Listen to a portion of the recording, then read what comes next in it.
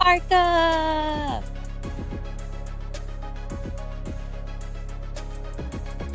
What's up, Papa? How you doing?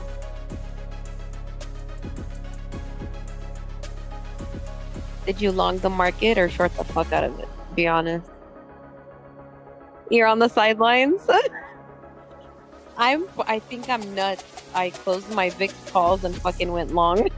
I don't know if that's gonna be a good idea. It's not looking too good post-market or overnight. That's what I can tell you.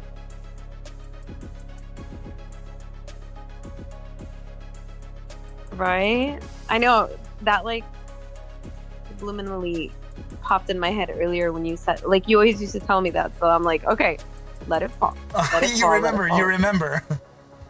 I do, of course I do. Fucking remember everything you taught me. Hell yeah. Okay, we're gonna find out here once and for all if this thing is going down or up. What is it gonna be? I'm scared. I'm gonna fucking long calls on the VIX tomorrow and short the market if shit changes, but we'll see.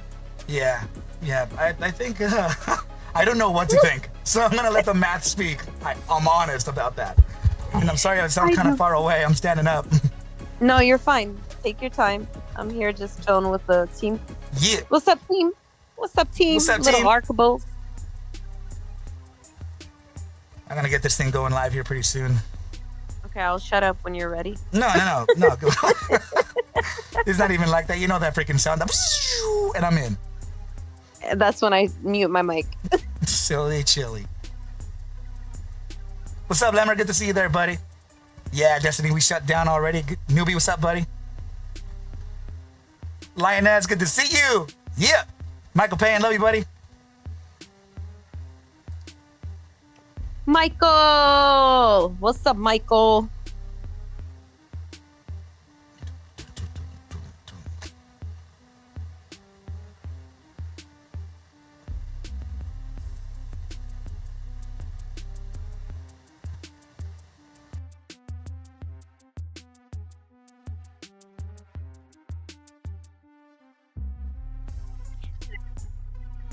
¿Qué pasa? Yeah, I hear it. Yeah, no, it's not. I'll keep on company. Don't worry. You do your thing. Destiny, what's up? What's up? What's up, girl?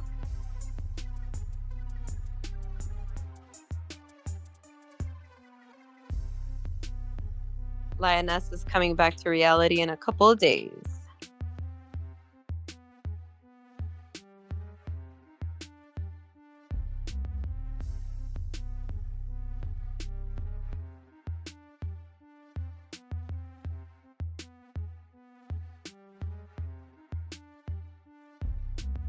Destiny, you stolen VIX calls?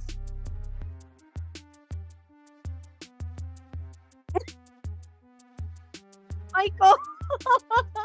Oh. They'll think it's Quinn. That's right. It was me. It wasn't him.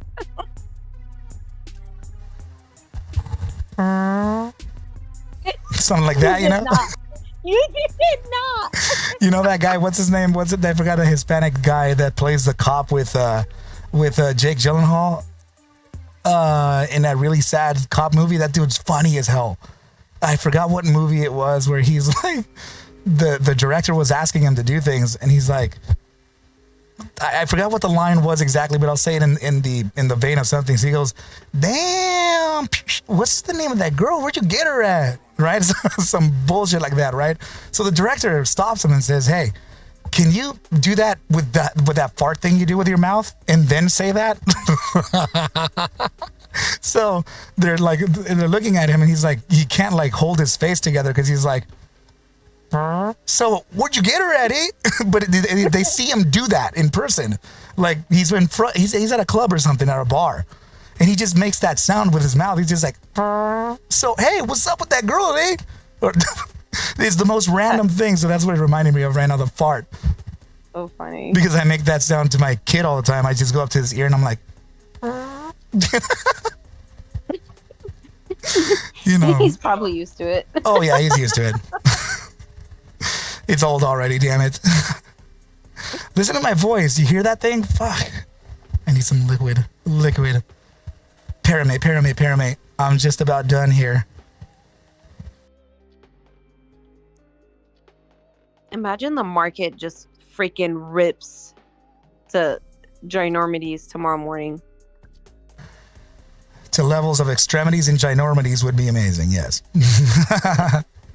That would be right. I can see you already because you're long the market. You're thinking to yourself, damn, I just want to be that guy that pulls out the $18 move. Like I fucking told you all. I never get that opportunity. But you know what's funny is, hey, Poppy. I don't know. I know. What's up with XRP? What's it gonna do? That's what we're gonna find out right now. I'm gonna come in hot and just record that real quick and just be out of it and come back to the tradition and get it done. Something came up earlier where Jim Cramer said there's no way in hell that he sees XRP going to 2000 next year. So that means we're going to 2000 next year, everybody. So Michael Payne, I think we're gonna be in it to win it, my friend. Devil said 2000 for sure. 4000's coming, buddy. No, for real. You're gonna be good, Michael. I promise. Dude, Michael's gonna be the richest person on this earth. You don't even know. Like, I know he's fucking holding so much XRP. This guy. Want to sell me some? Me and Arca, we'll buy some. Bro. First of all, she's from Michigan, and I might be in Michigan this weekend. Yeah. So. I call it pop. Arca calls it soda. I don't even call it soda. I call it a Coke, fool. Like, give me a Coke. Or Pepsi. Give me a Pepsi. Give me a Coke. I never say soda. I never ever say soda. I genuinely say, like, dude, I want a Fanta. Orange Fanta, please. Yeah. In California, no one says soda. Vouch for me. I mean, anybody here from Kareem, do you say soda? I bet you don't. I think Californians say soda. She says no. You see? No. Hell no. Really? We don't say soda. We say the name of. We say, like, give me a Coke, or I want a Pepsi, or give me a cherry Pepsi. Let me get a cherry Dr. Pepper. I mean, yeah. Look, see what I mean? She says when she wants a Coke, she just says for a Coke, or a Sprite. That's right. I like that grape Sprite. Yeah. Let's see. He's soda pop. He said soda pop. Dude, you call it both those motherfuckers like that? Some call it pop. Yeah. I remember people from Oklahoma. This young girl, back when I was probably 15 years old, and we were racing in Ponca City. This girl came up to us at the restaurant. She said, "Would you guys like some pop?" And I was like, "Sa." Wait, nobody. Okay, I don't think anybody will ever guess this, but you could take a shot. Wait, you're cutting out. There we go. What do I call Coke, soda, pop, all that? What do I call it? Water. Yes! I'm dead. You You're fucking like the only swear. person in the world that knows I You call it fucking water. swear I don't know your ass. Like, you better be paying attention. Is he gonna know? Is he gonna know? You know, that's some boyfriend test shit right there. Like, That like is my H2O to the veins. that is not. Literally. Should not be. So healthy. All the black stuff in it and the shit. And the red dye and the red dye 40. Oh. Oh my god, I'm dying. Yeah, I know, man. K-pop. Don't they say soda pop in the song? No. Sebastian's putting up the freaking movie, the K-pop Demon Hunter. That shit is fire, bro. I love that movie. That is the best. Freaking love that golden song. It's crazy. Yeah. Sebastian B knowing that. You know, he sent me a video of him singing it. He nailed it. Oh. No, he didn't. Stop. Yo, Kareem, that's right. The Mexican Coke in the glass, right? It's made with actual sugar cane. That is really true. Yo, Destiny, damn, girl. All right, let me prep my voice. I'm gonna get this thing recorre. Hold on, he has to get XRP ready. XRP prepped. Prepped.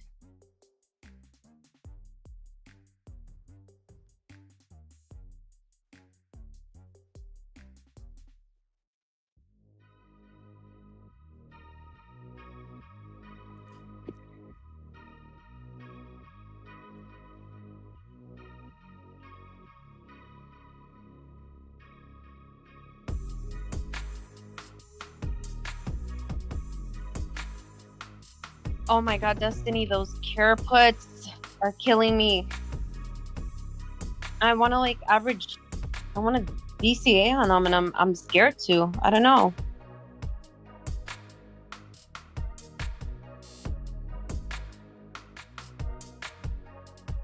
I don't know about Oracle Destiny. Um, because of the fact that it held that 280 level and the 283 level, and it kind of dipped down to that 280 support. It's so scary because you don't know what's going to happen this week, you know?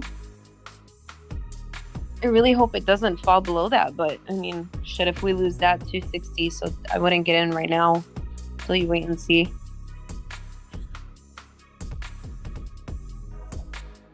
Yeah, DCA on Cure. Yeah, I think we're all down like a ton on that. I don't know. Like majorly. We not only out of the money, but we bought too early because that news had just come out with the good news on the Cure. No pun intended. The company is called Cure. But I mean, girl, you know, I should have thought of this before Destiny, but you know, like Huntington's disease is really, really severe. It's really bad. Like if they're finding a cure for this disease, like it's insanely bullish, you know? Yeah. I don't know. I think it'll take time. You bought 5 of the 35 puts? Hmm.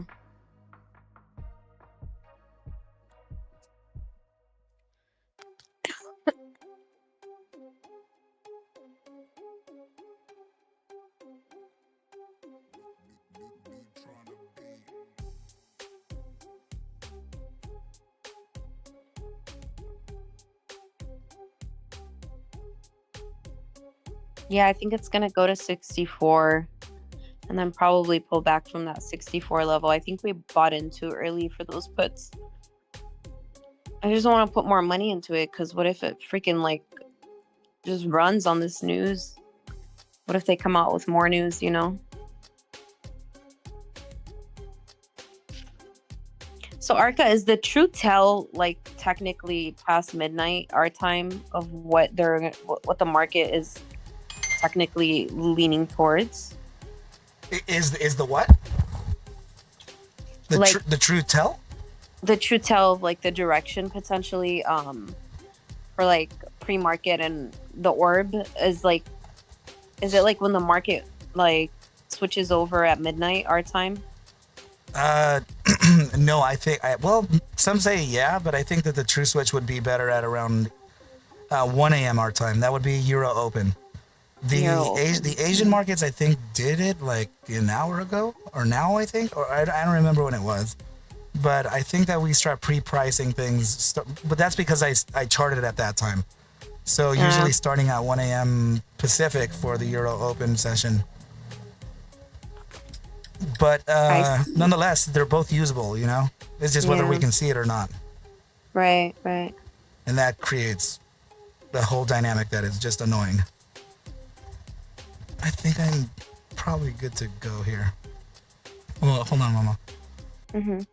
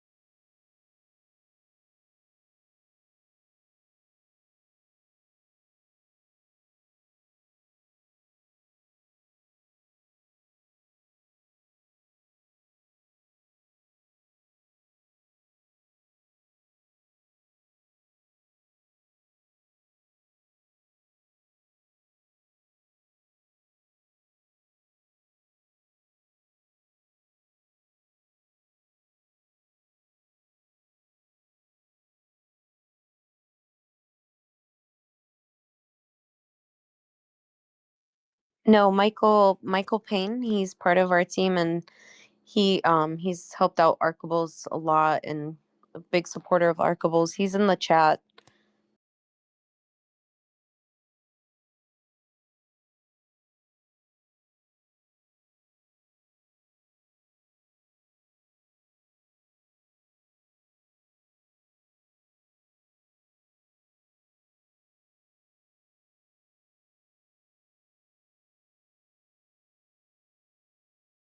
He's LCPL Payne.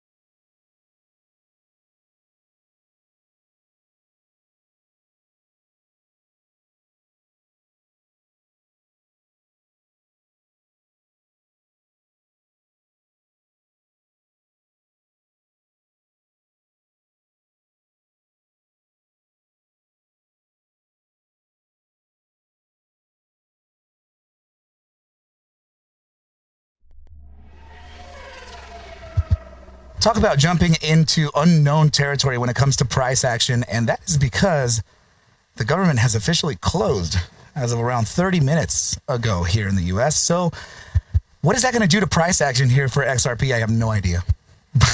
But we're going to go ahead and find out on this episode. But before we get started, please do me a favor, hit that like button, subscribe to the channel, do everything necessary to get this thing to live long, thrive, and survive. My name is Arca, coming at you here at the, 9:30 p.m. Pacific time, Tuesday, September 30th. Officially government closed here for the first time since 2018. Under the rule of President Trump as well, confluence has been met. Okay, so I guess that question would land in how is this gonna, how is this gonna spell out, right, for the broader markets, for traditional, equities trade, futures trading? How is it gonna, translate into crypto? Well, so far the volatility doesn't seem to have spiked, or it hasn't really done anything. So I'm wondering if maybe the entire world just needs to kind of catch up here.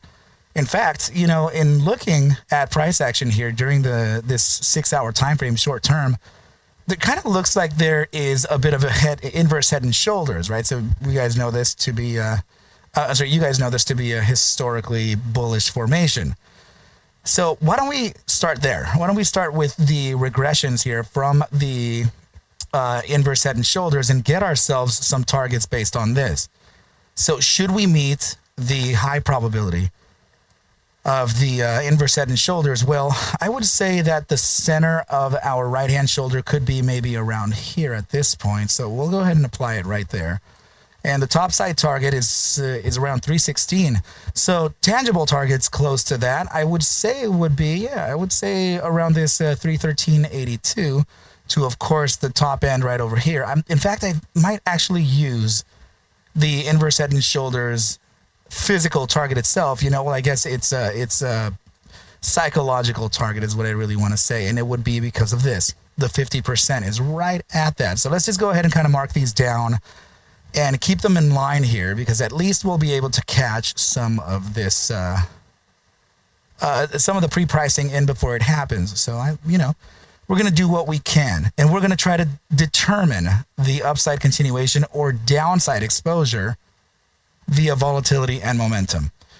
But guys, before I continue, please remember that when you join the ARCABULLS trading team, there's probably going to be some dude dressed up like Arca who's going to tell you to, turn off your DMs or something, and that's not me. And also, you're probably going to be asked for your crypto. Starting with, do you or are you trading crypto right now? Well, check out my cool software. Guys, I don't have the time to reach out to you first, and I will certainly never friend request you first either, okay? Make sure that if you get approached by Arca, immediately assume that it's a fraud and it's a fake, complete farce. Okay? Please, guys, please be very careful out there. Do not give away your hard-earned cash. Secondly, right, the beginners, masters, students are actually coming to an end here in just a few weeks. So make sure to pick up your class, or you enroll now before that is over, right? That is going to fill up real quick, guys, and the links are in the description below. The back to school event sale is actually still going on. So please make sure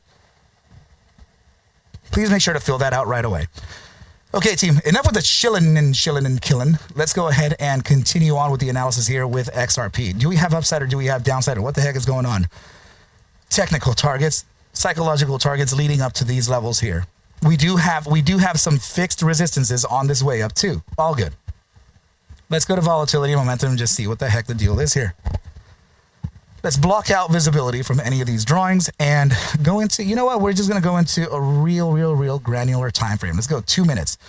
The 2 minute time frame is presenting a pretty nice pump to the upside ever since what? Just about under an hour ago, around 45 minutes ago. So this is giving us the shape of an inverse head and shoulders as well. So do we respect the market dynamics as far as these formations are concerned? Well, let's just go ahead and kind of impose what that upside target would be based on this breakout. Okay, so very interestingly enough, it's coming right up to the range high of this section here. 285.95 could be in line here after getting ourselves a bit of a correction here, testing the limits of around 283.59 before continuation. Okay. All right, I like it. Now, does the upside continue though? The downside is still continuing into the 3, 4, let's see, 5 minute time frame downside exposure. I'm looking at momentum to determine that, right? Still downside on that kink, right? We want it to be, yeah, there we go. So this would be the end of the downside, right, guys? It's now perfectly pivoted towards the upside, making it the last time frame, giving us about a penny. So that'll give us the current ATR downside of about 282.88 from, you know what, from the 15-minute time frame? Sure. So if we get that 282, let's see, 282.88, let's take it down there. Let's see what's up. That's just, okay, yeah. Physical targets would actually be just around a 283.38 to probably about 282.86, perfect. This would be your bounce in the immediate short term. Continuation to the upside, likely from this area here, right? That'll give you the run to the present resistance right up here, around these areas here. So I would say 285.57 to rounding off that thing to 286. Okay, great. So from this point, you can clearly see a very nice upside continuation. 15 upside, 20 upside. We have, yeah, nice 30 minutes upside, and that would be just around an hour's worth of upside starting from this point, which is magically 50% retracing of the 1 hour time frame. Good deal. There's a reason for this, guys. Let's just go ahead and make sure that we can do this steady. Okay, so from 282, we're looking at an hourly time frame that'll give us an average of 2 cents. That would give us a 284.22 current ATR top. So that'll put us right about these levels here. So 284.57. Again, the center area 285.07 and around 285.58. So these targets are still in line, and I am still maintaining posture here within that data. So here's the thing is that it looks like we're just kind of staggered here for a bit. We're kind of consolidating. That would be downside continuation from that top side. 3 hours worth, 4 hours worth. My goodness, it would be 8 hours worth, 12 hours worth. Let's find out. Yeah, just about 2 days worth of downside. So that'll give us an ATR low of about 269. I don't know that that's going to happen. So, man, guys, if we face any more downside, it's saying 269, but I really have to, I have to point this out again. This is, if it does, number one, the criteria would have to break below this section here, 280.43 to 279.13.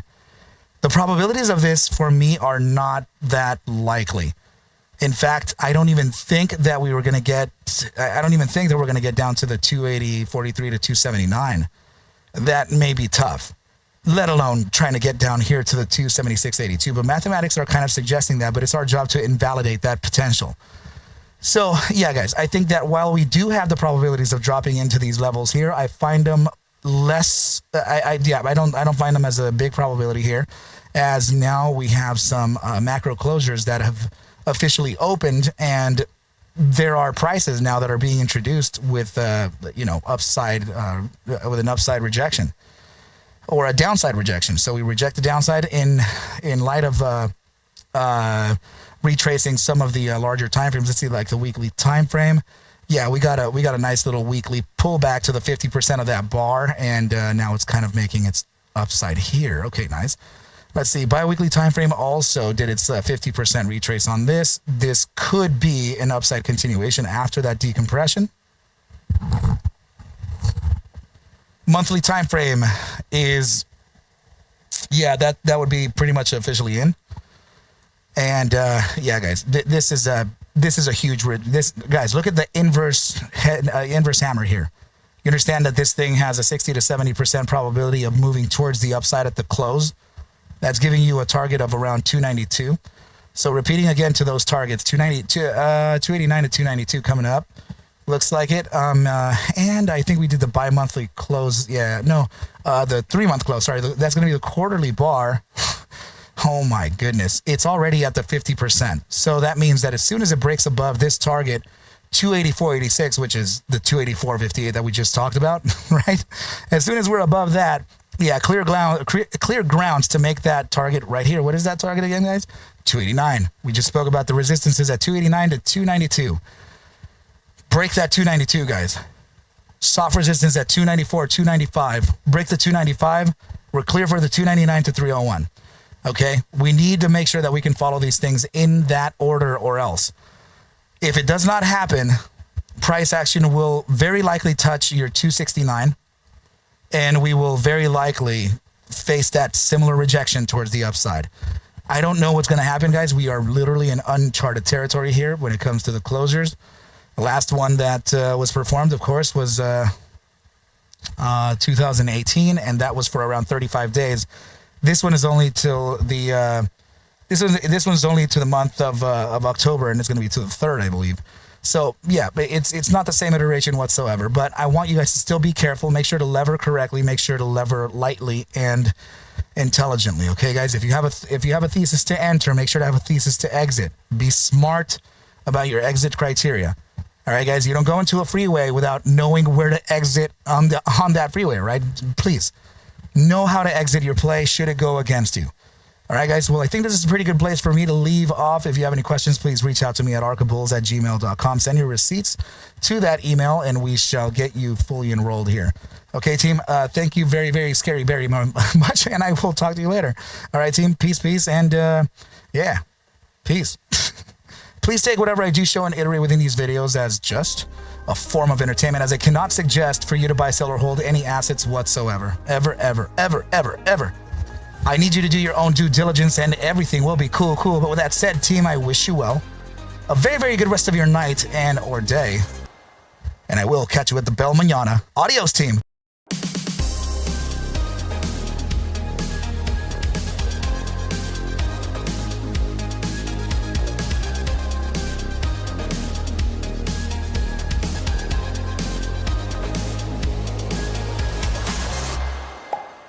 Oh, yeah.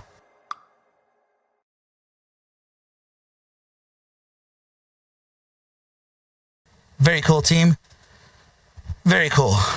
All right. So, you know what? Yeah, there's kind of a bit of that consolidation happening. But the consolidation doesn't appear to be so permanent.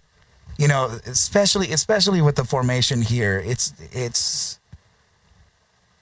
Guys, I know that we got this rejection right at that 292 or 293 that we faced just a couple of days ago or yesterday, whatever that is. It would face it there. The point of me telling you that we would retrace the 25% would be based on this entire range here. So rejection from this total area is about 293, 292.90, whatever that is, right? Reject that point to a 50% of the 50%, 25% rejection at around 281, 282s, I guess that was. And from here, this would be the inverse head and shoulder strategy to get out of the first 50% into the top area of it. So in other words, you are facing kind of like this. I'm leaving the juicy things here for you guys. I'm not, yes, Rockin' Retsy, I am, hold on. I can't,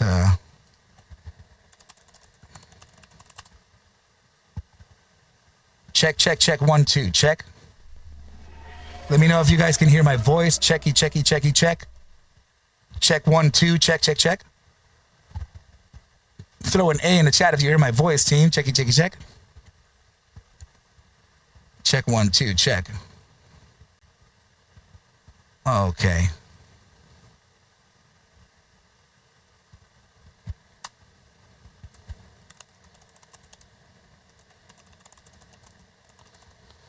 And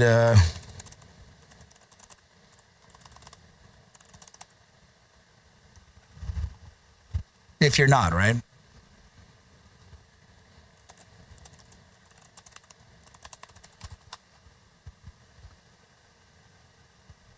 Check.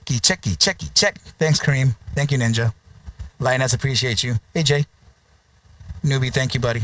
Thanks, Lemmer. You can hear me now? Nice. Okay, good stuff. So yeah, guys, I'm thinking that we could be at this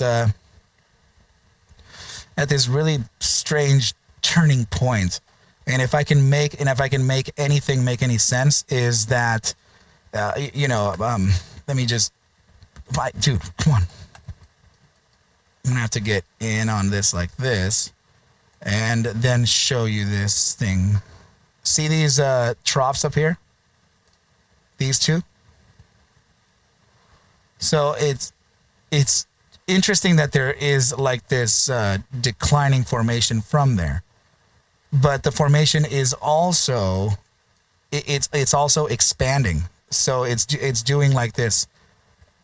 It's kind of hard for me to see it, but it's going like this. You know, it really is expanding for me. So with that said, if it does have some kind of expanding nature to it, that means that your higher probability target to reach on this type of formation would be 318, 317. And that's the target that we already came up with via another method. This is right here, the inverse head and shoulders, which is typically the exit strategy from that formation. By formation breakouts, by formation conditions, guys, they're kind of meeting here, you know? So I find it to be pretty cool. And yeah, so I just wanted to kind of share those bit of goodies with you, you know, before anything else. So, and I think I may have had one more thing to yeah, I do. So look at this, right? But I know this one's a bit tough to kind of see. But if you use this trough right here, use this top area here, and then use this third one before a capitulation, nice. So we have this trough inversion here, this second one here, and this third one here before, you know, we can make that rally towards the upside, right? So that's currently what I'm observing here, team. So this drop after the second wave came down and pierced an inflection point, like a new low here, right? Just like it did here. Just like we did on this one. The second wave came up and pierced a new high. So this, now you mark off your geometric split, right? And then now I can see that, okay, well, we're trying to break the 50% range between these two areas.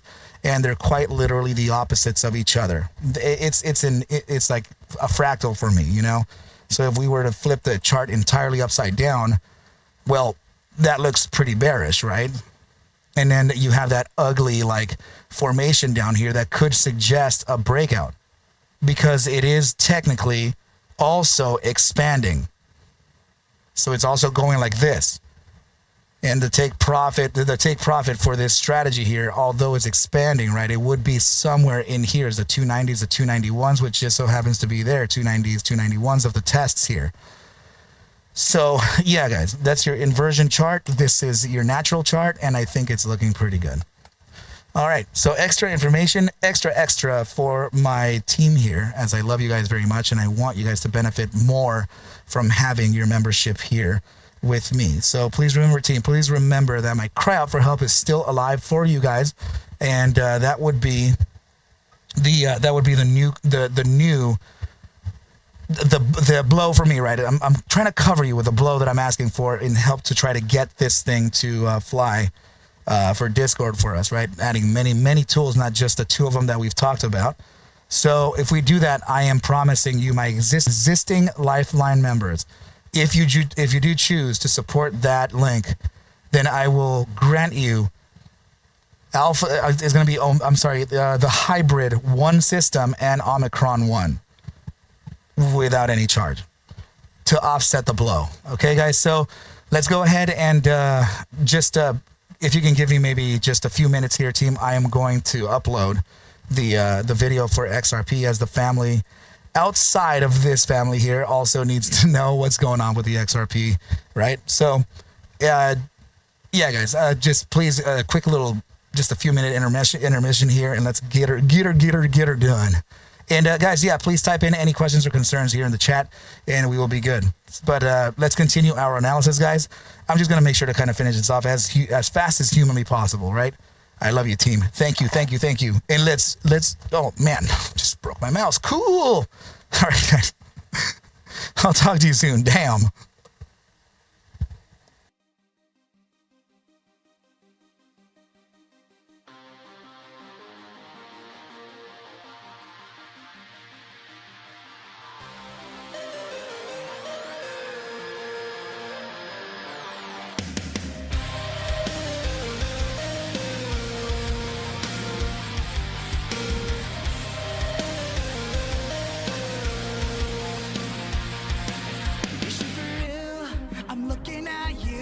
Walking right by me like it's nothing. Fuck you thinking I saw you feeling me across the room. Now let me have you come here.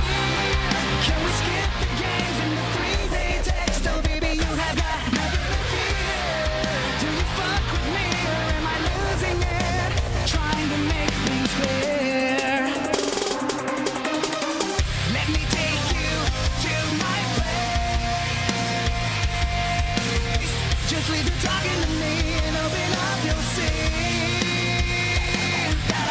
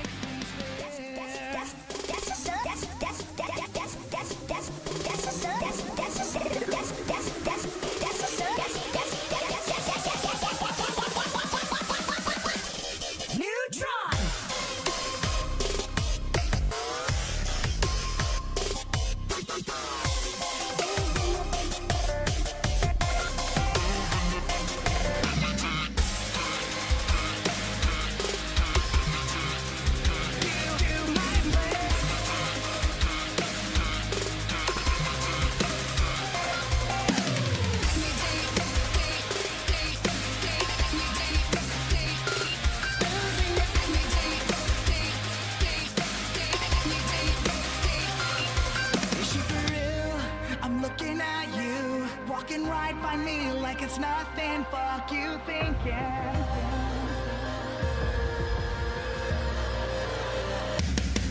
Let me take you to my place. Just leave the talking to me and open up, you'll see that I wanna take you back to my place. Just take a walk with me so everyone can see us. Let me take you to my place. Let me take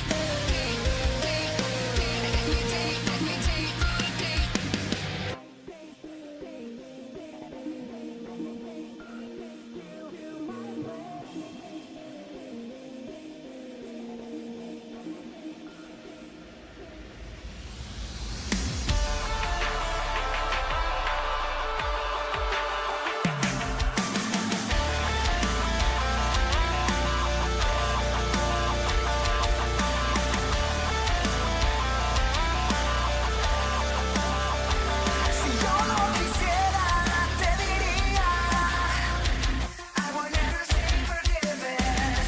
Tú dime cómo supieras si no me amas, si no me amas. You're like a disease eating away at me, breaking everything that I love, leaving me in misery. Don't call me a victim, 'cause I'm just a slave. You keep pushing me closer to the edge again. Suffocating underneath, try to numb the pain. You hit me like thunder. Sé que me haces falta y cada vez que nos juntamos me derramas lo que siempre escondo en mí. You pull me under. Even if I try to hide, try to run, you got your teeth in me and I'm tired of fighting. So give me a reason, 'cause I'm at the end. You keep pushing me closer to the edge again. Suffocating underneath, try to numb the pain. I just wanna feel again. Bloodshot eyes, I know I can. Pull me under. You keep pushing me closer to the edge again.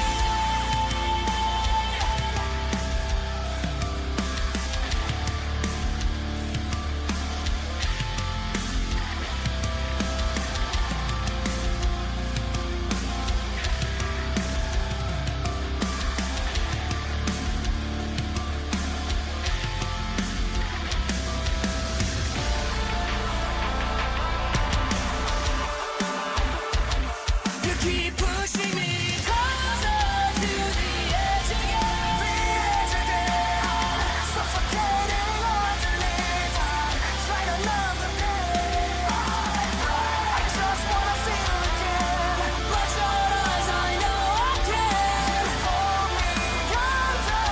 You keep pushing me closer to the edge again.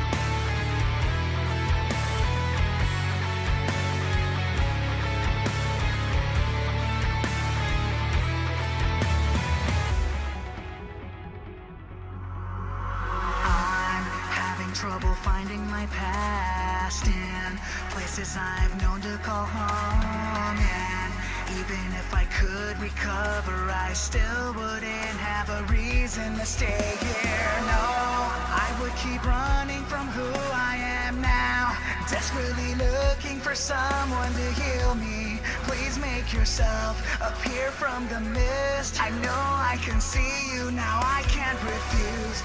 Please make your way out of the dark now. Make me believe that I still have reason to stay here.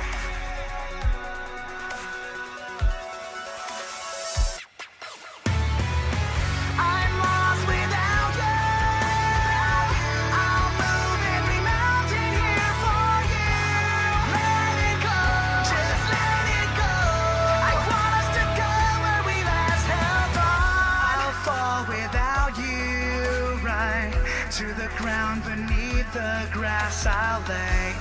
bones will shed the tears I left, leaving the memory we once shared. I'll be the one who says sorry for the life I gave you then.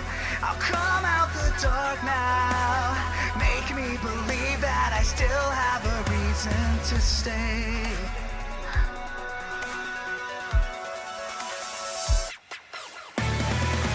I'm lost without you. I'll move every mountain here for you. Let it go, just let it go. I want us to go where we last held on. I'm lost without you. I'll move every mountain here for you. Let it go, just let it go. I want us to go where we last held on.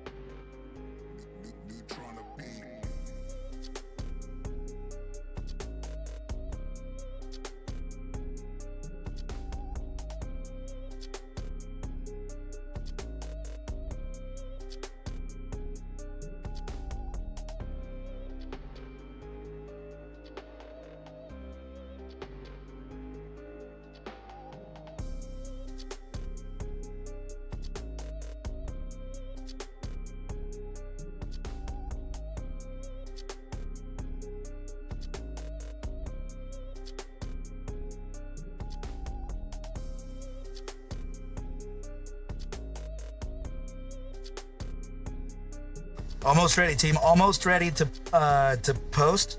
Hold on.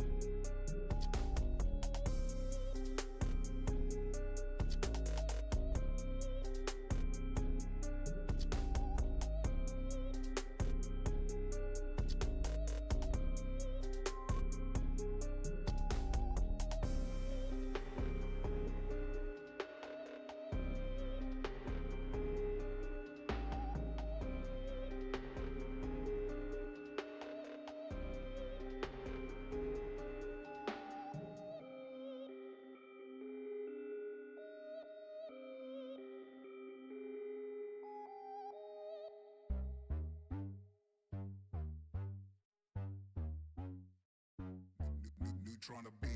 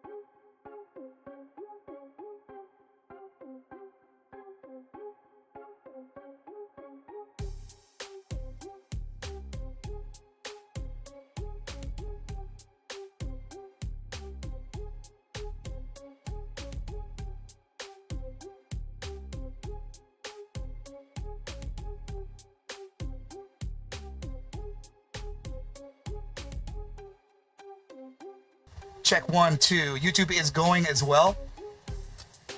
Nice. Okay, cool. Good deal. Perfect. Nice, guys. Thank you so much. All right, let's go.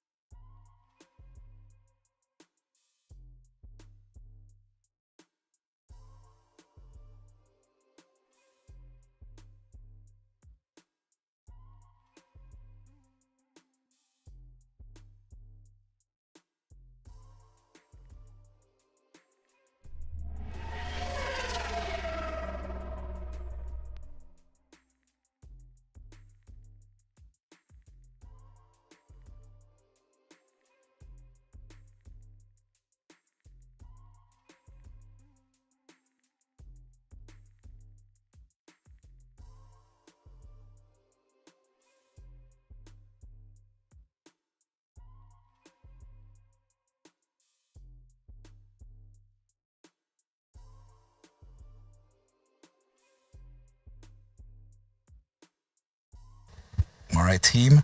I am just about ready. Let's go ahead and get this done. Ready. Ready, steady, ready, steady. Okay. So, yeah, those are my thoughts on XRP, guys. I hope that you did benefit from that analysis. Let's go ahead. Wait. Sebastian, are you? Tell me the truth, sir. Are you still in NVIDIA?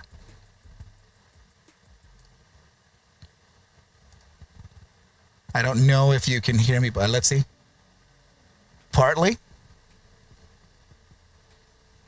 Did you get out of your VIX? You sold more than half. Okay. Ninja, yeah, every guys, let me know if you're still in the NVIDIA call out. Let's go. I got out of everything, dude. I took I don't know, like a 284% gainer on NVIDIA and almost 100% gain on the SPX.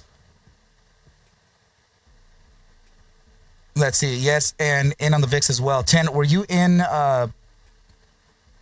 Loretta, thank you so much. Yes, it does sound good over there. Okay, good. And speaking of you guys and your positions, Michelle, I very embarrassingly enough answered your DM. I just answered it for you. I'm like, I'm so sorry.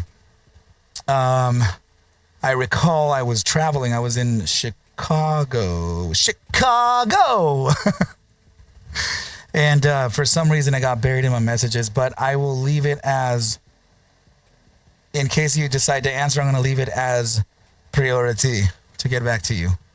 My apologies, Michelle, but I got you. No problem. Okay, so this is what the team is saying live right now, team. Looks strong still, despite the, yep. You know what? The ES is kind of pulling back just a little bit, but I think it should.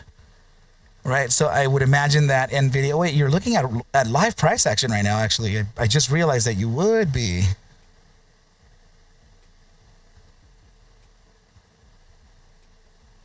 Let's see.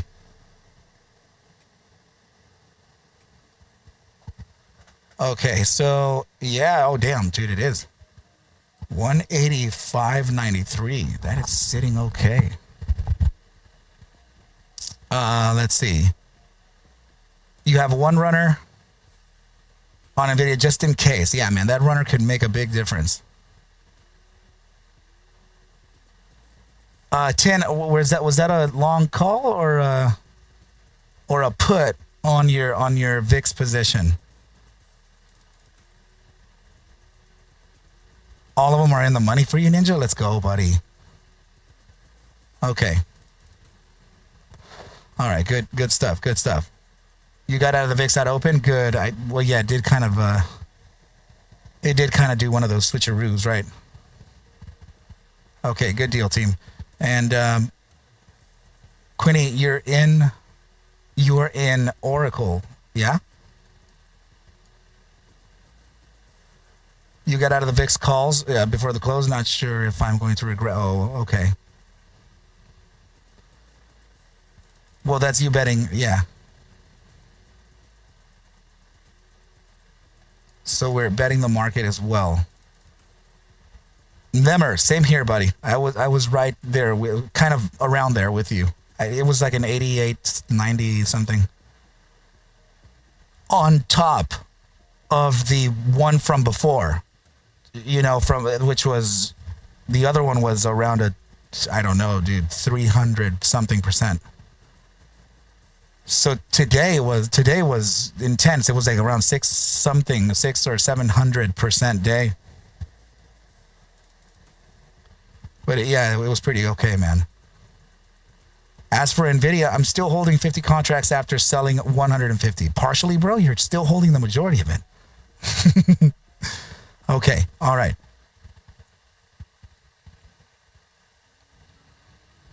You have a large, okay, let me see, sorry. You have a large position in Nvidia, Ninja? Okay. And Quinn is saying, I know a week after shutdown, historically the market usually rallies, but not sure since we're at all-time highs. And also, the last time that we rallied, it was 2018 for 35 days. We got till October 3rd here.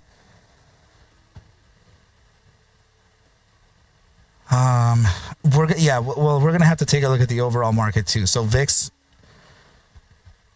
and I'll see tech sector this time. I'll see the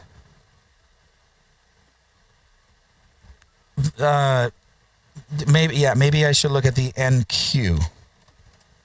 It'll still kind of translate similarly, but this way, for those of you who are playing the Qs, the chart would more or less be like the same shape. You could have them right next to each other and see the resistances that are, comparable to each other. You got in SPY puts today. You were red. I know. At some point, they went green for a little, but we were, me and Seb, and we were speculating a potential bear trap, right? We actually mentioned it last night too, but it's hard to call that out specifically with the things that are happening right now, man. But newbie, let's see if we can make it up for you, buddy. Let's see if we can get you back in the green. So yeah, oh yeah, premiums did spike on put. They did spike, yeah. It was people were buying the crap out of the puts as it went up, So exactly. You already know the dynamic. You got that dynamic already. Okay. Instead, I loaded more at where Arca bottom chart stated. Oh, you did. You did, huh? I low-key did too, right? But I wanted to make sure to say the safe thing instead of saying what I played, because that was like a C play, almost C minus. I was like, oh, I don't know about this one. I'm gonna risk a little bit here, right? So I just left it at that. I knew you did. Remember, after that, I was like, low key. Who entered at that bottom side? Oh no. Yeah, she does. And well, remember Sebastian was the same way until he also started to develop his criteria and develop his style of trading. So I, his like method and his reaction to the market, like I feel comfortable following too. If he was telling me, if like he often tells me things like Arca support here, Arca entering this position here, this position there, like I'm like where, bro? And then like immediately we're between those students and me. Well, I mean, I don't consider them students anymore. They're far beyond this synergy between the two parties. Besides, Sebastian is seriously one of my best friends. So like, yeah. Guys, let me know if the voice is coming in. Voice. Check 1 2. Check. Check. Check 1 2. Check 2 3. Check 2. Voice check 1 2. I'm good.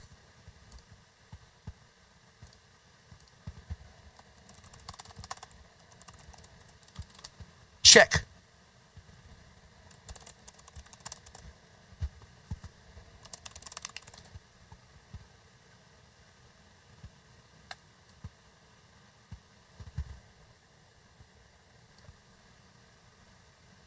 Check 1 2. Check. YT is good still? Yeah, those hiccups only happen here on Discord. Guys, I removed my screen on purpose, okay? It's not there. Just in case that was an issue. Check 1 2, check 2, check 3. What? How did that just happen out of nowhere? Really?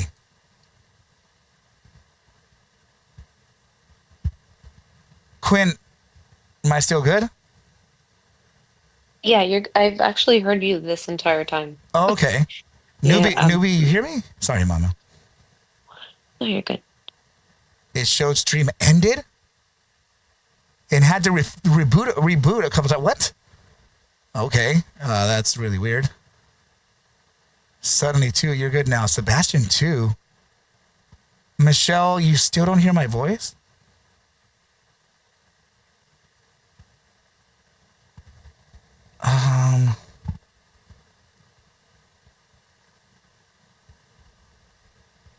Now, yes. Okay. Thank you, Mom. I'm sorry. Yeah, Michelle hears me now. Lioness. Oh, newbie, you still don't hear me? Also, very soft on Lemmer. Okay. Guys, can you? Yeah. There's like weirdness happening, and when it's multiple people like this, it's very often me. Mama, can I ask you to stay up here? Let me, do the thing to this thing. Are you okay with that? Okay. All right. Thank you. Yeah, Discord is shorting me before we make all the money in the world. Hold on, team. Hold on just a minute. I will be right back in, okay?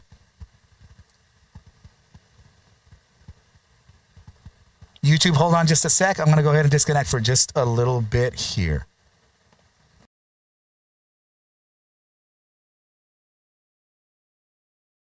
And these insiders have been holding since God knows when. So like they eventually reach a top where they want to take some profit and use that money on their life, So um it does have, yeah, only 650K, but like it does have a lot of potential, this company, and their forward guidance was impeccable for the next 2 or 3 earnings. Like, like it's just crazy to think that they would sell willingly. Newbie, are you in puts?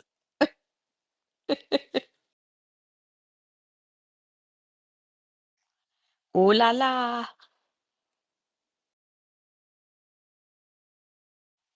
No, but Tesla is releasing their sales for the last quarter, I believe. Arca, is it the last quarter tomorrow?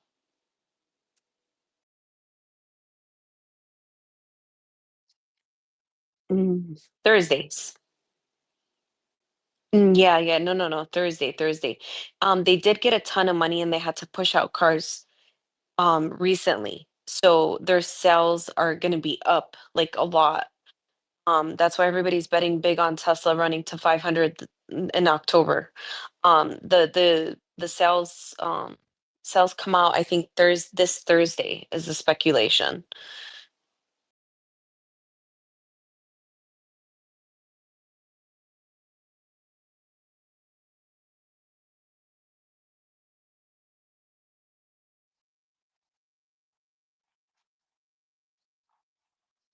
Lord,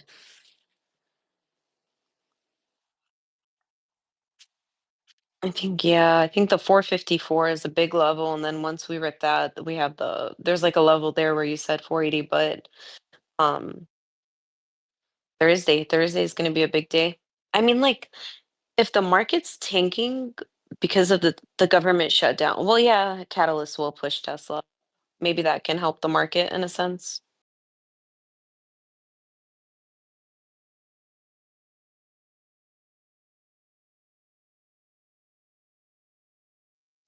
Yeah, Karime, that's what it was.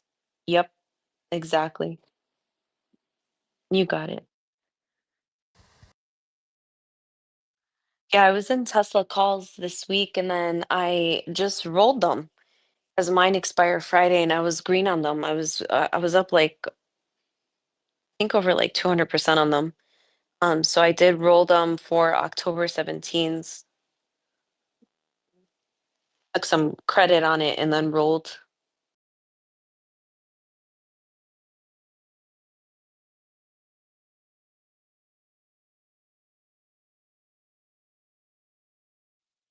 Yeah, let's see. Hopefully they hit, man. If they we get that 520 because of that catalyst. Oh,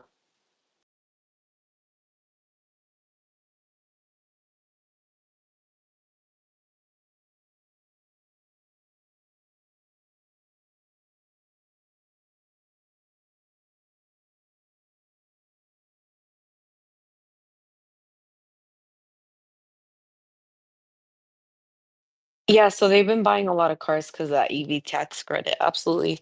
Their sales are going to be really good, you guys. Like really good.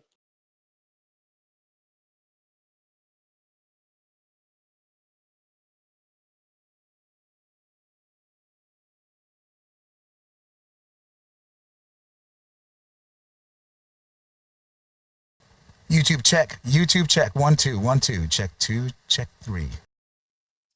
Hey, is anybody still in open? I'm just curious if you are. Yeah?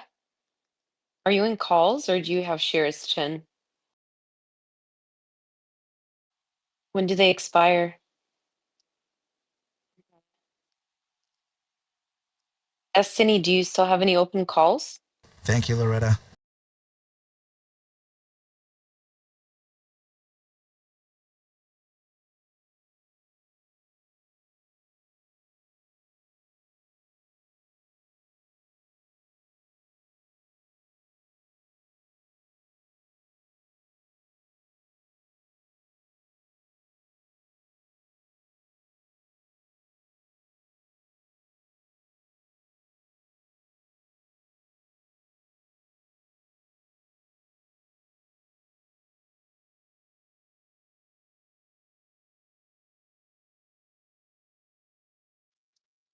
It's okay. It's okay. It's enough time. You can roll if you have to. We'll see. Yeah, yeah, it did dip quite a bit.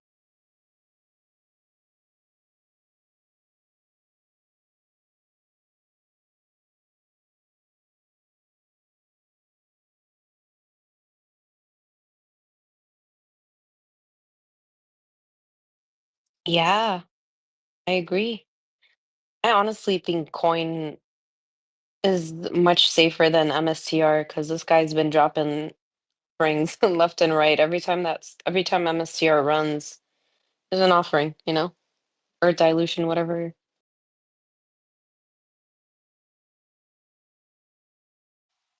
I mean, Tin, so long as Bitcoin runs, coin MSTR, they run. They run. All the miners run.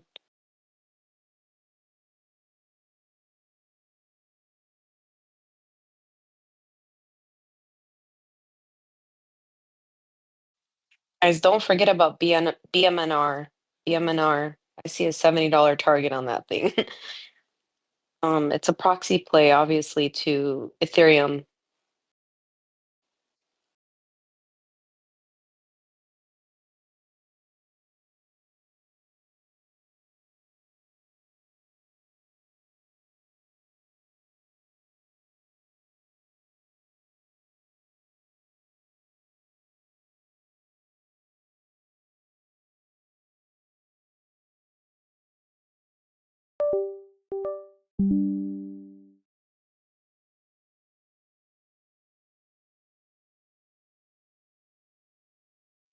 Yeah, I wouldn't trust him.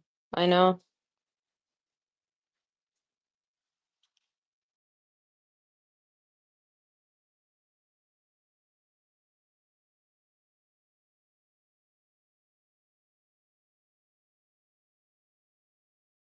Yeah, he's greedy.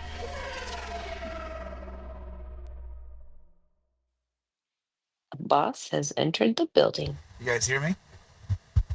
You Yeah. guys hear my voice? Yes, sir. Let's see if they do. Also, I could say I was learning how to do this thing. Yeah, this is probably not going to be the best way to. Hold on, let me see if I could. Just a sec, just a sec.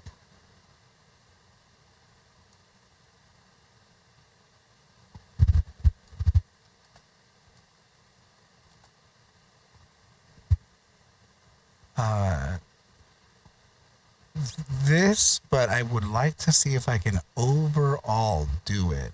Right, this thing here, so people can see me zoomed in. So I think, yeah, I was able to mess around with sizes. Hi guys. Yeah. Let me come back in.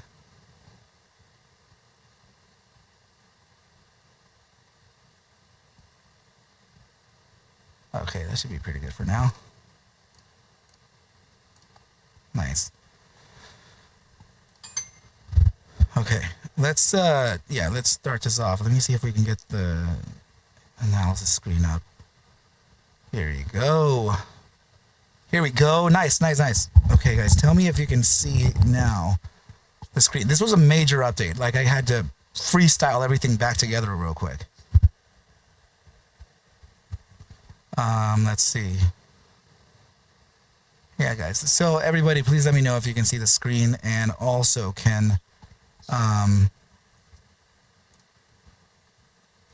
yeah, and also could hear my voice. I just want to make sure that as we add the layers to this, we can be in the clear.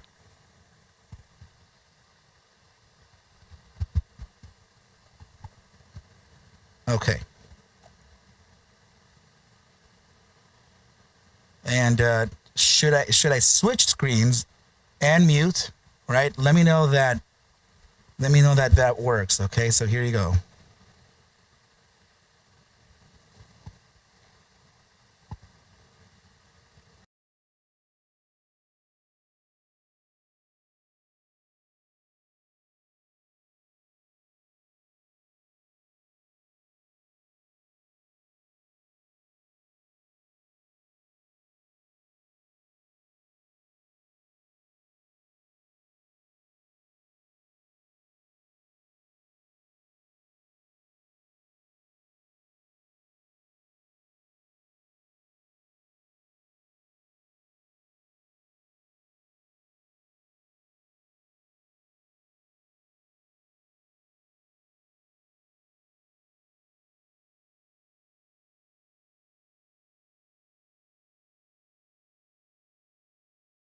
All right, good. So hopefully there's going to be one of the updates to stay for a bit. Come on. All right, I love it, guys. Que bueno. Tin, really? You know about that stuff? There's a few people in here who do too. Like GPUs. So it's not bad, really. Do you have your own? Okay, and I'm gonna set this up here real quick. Hold on, guys. I need this as well.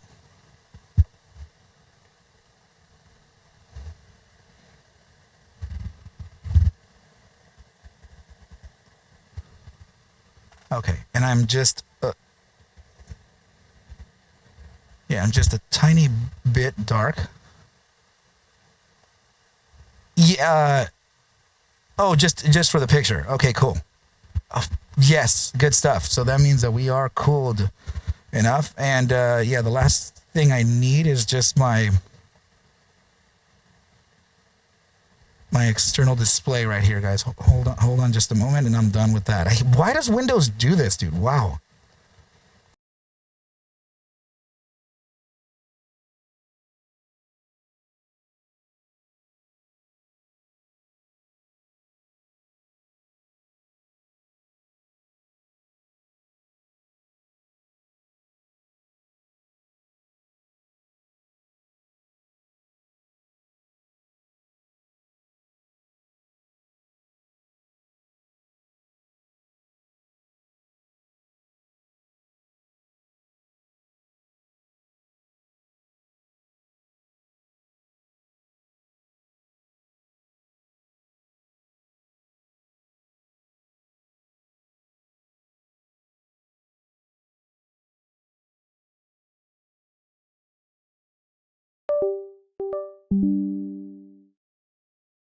There we go. Nice. So everything is now completely synced. And I actually have my externals completely good now. Okay. My goodness, man. Shall we, team? Let's look at let's start it off with I had this chart up here. I wanted to see what yes, we're ready for action finally. Oh, right, just the last thing here was just the just the lighting. That was all. I feel like I'm hiding from y'alls. Here we go. Nice. And here we go. Let's grab, oh.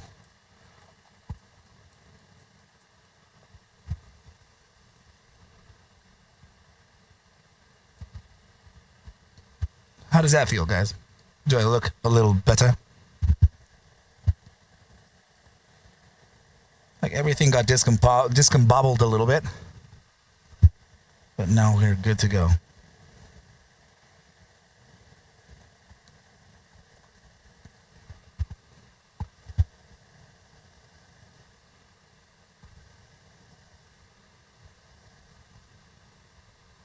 Okay.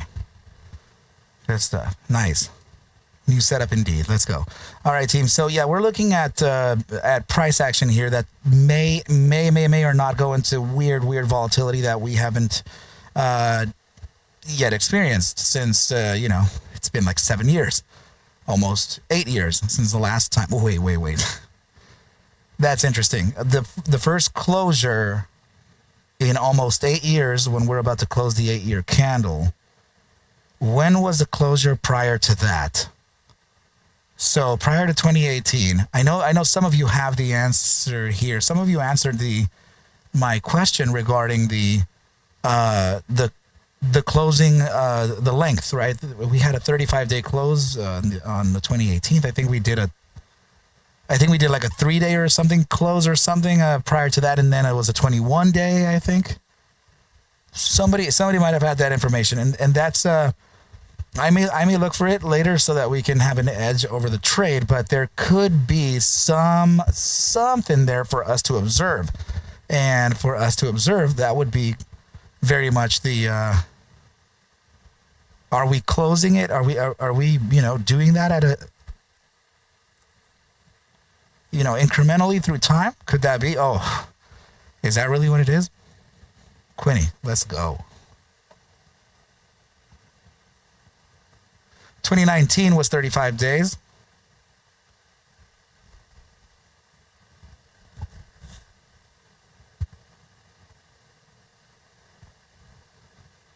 Five years. Whoa, okay. 5 years. That's 1 year. 2 years. 1 year. 1 year. 1 year. 1 year.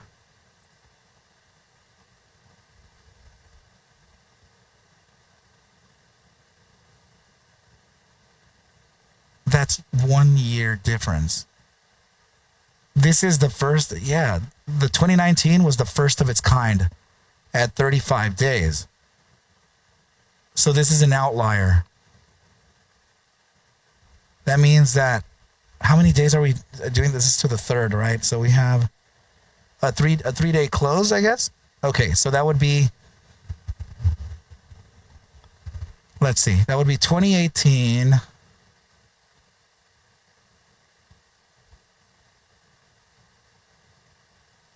January 22nd. Okay.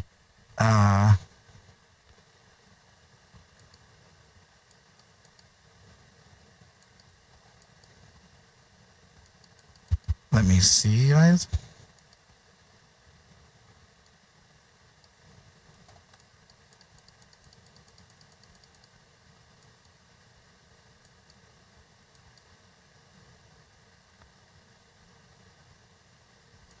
Was that January 2018? Okay.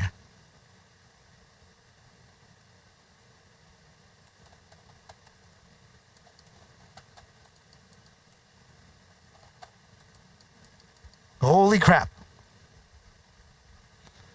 January 22nd. Whew!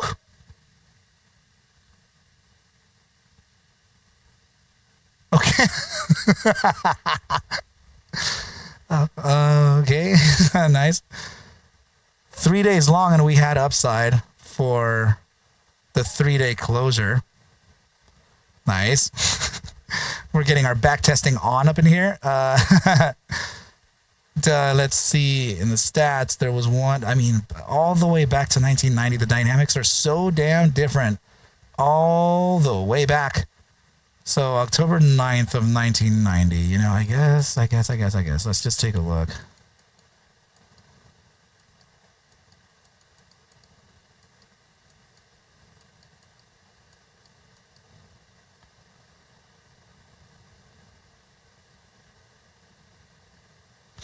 Oh, gosh.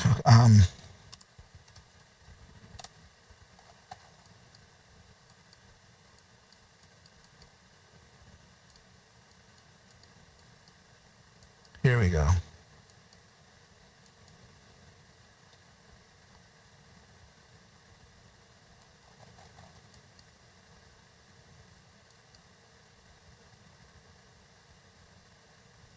Oh, crap.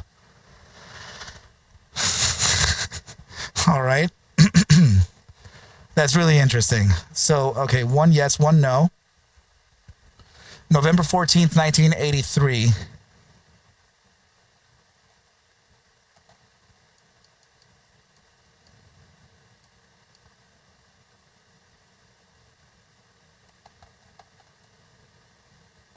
November 14th.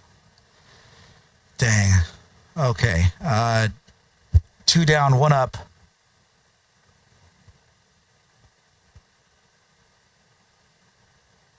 December 21st, yeah, December 21st, 1982. December 21st, 1982. So that's right around the corner here.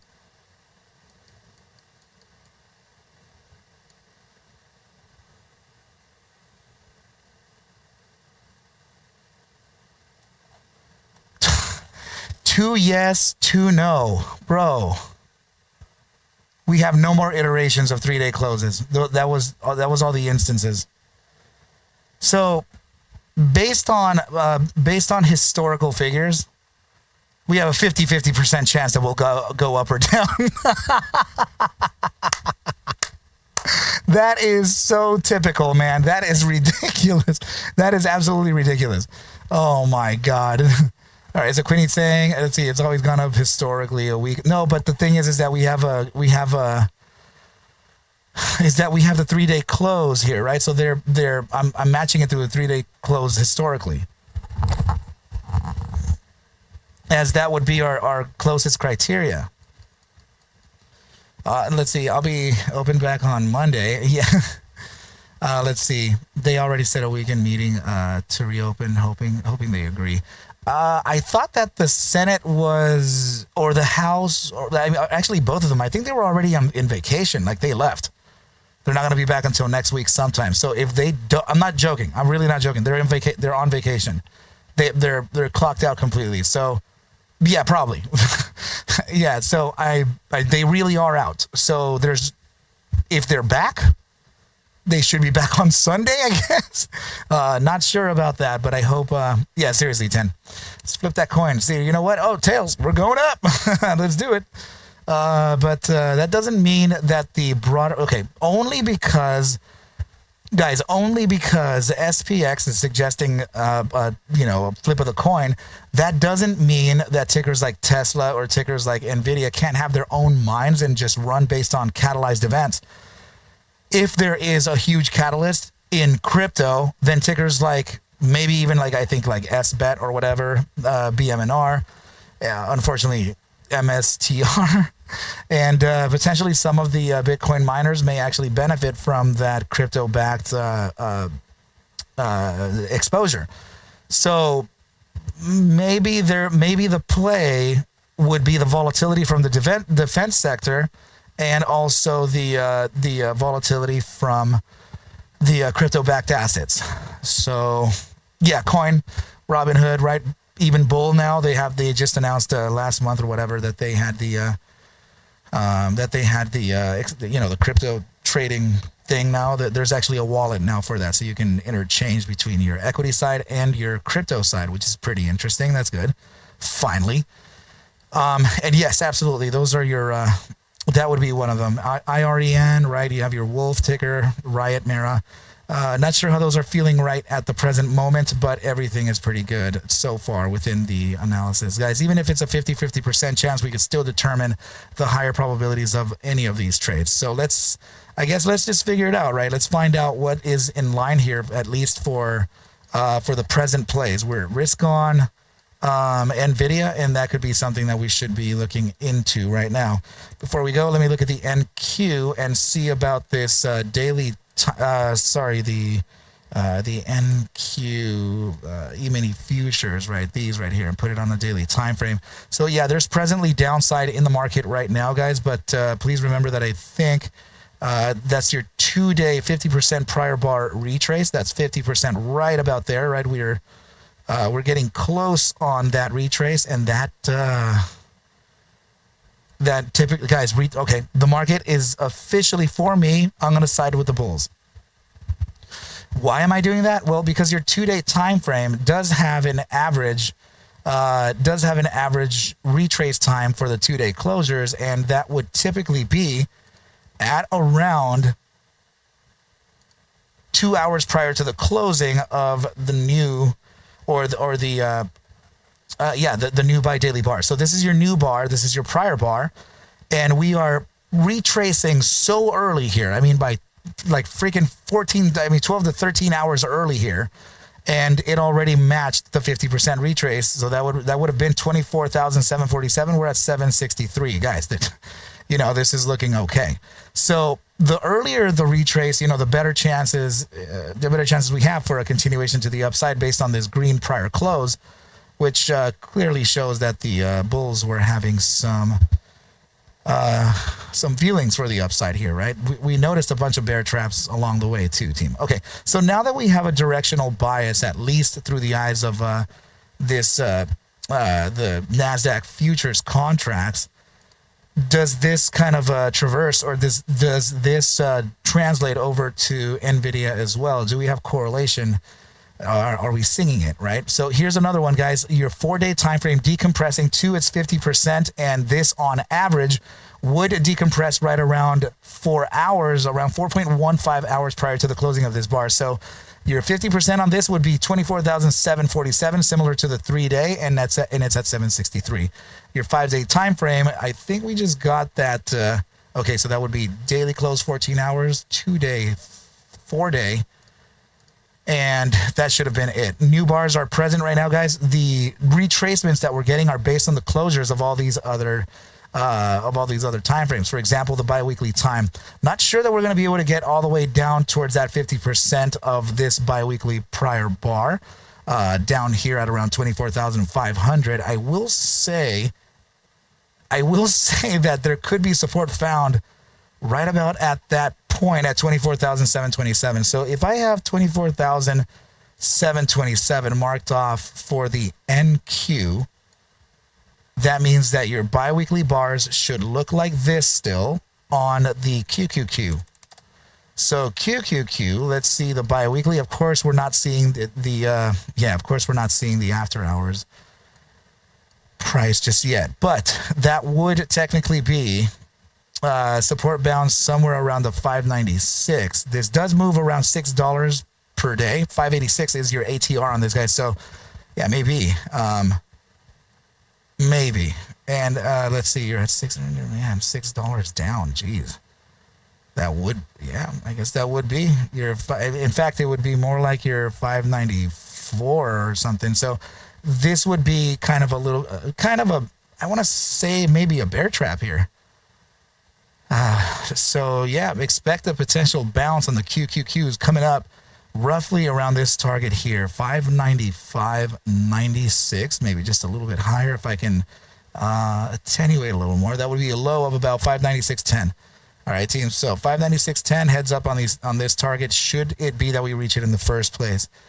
We know that any catalyst can move this thing towards the upside. So now that we know that the Qs are feeling pretty damn good, I think it would be pretty good for us to now move to the risk on assets and see about those retracements as well. Similar situation here with the SPY, guys. In fact, you have supports at 664.24. I believe that's going to be your validation for continuation to the downside, and that would be to close the gap from the open here. So peekaboo to the upside, of course, is still there. Can we move to the upside on both of the benchmarks, NASDAQ and S&P? Sure. The SPY could still move to 667.32 or just slightly beyond that, which is officially the target that we had about a year and a half ago to reaching the 667.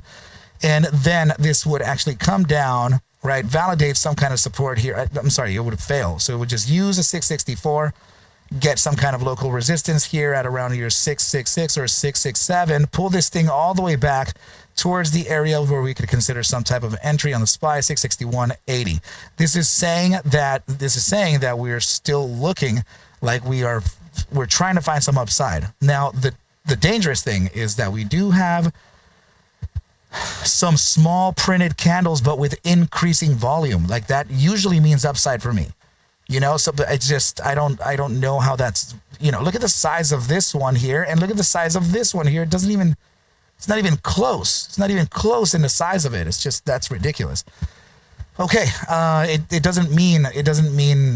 just means, guys, that there was a lot of buying and selling that ended up with this gigantic candle like this. It was just more volume traded during this 2-week period rather than this one here, but it still has a higher valuation, which is good. As long as we have a series of higher highs, higher lows, there's nothing to complain about, and we're still within the bullish control. We're still within a bullish control zone. Okay, so yeah, I can't. I mean, the discretion here is what it is, honestly speaking. So should I put up, guys? I gotta say this, okay?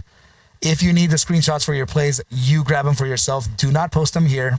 Keep them for yourselves. I don't know what's gonna happen. I'm only giving you mathematical solutions right now. They may be wrong because I don't know. I can't measure this, right? I can't see it. So if I can't see it, I usually don't trade it. Okay, guys, like it's actually different. It really is different here. Like I will not risk on when I can't understand what's happening. So let me take a look at NVIDIA now and move it right along, because NVIDIA, you know, we said that NVIDIA, Palantir, Tesla, and I forgot one more asset. I forgot which one it was, but we said that these three would have the power to oppose the market and continue on their merry way up.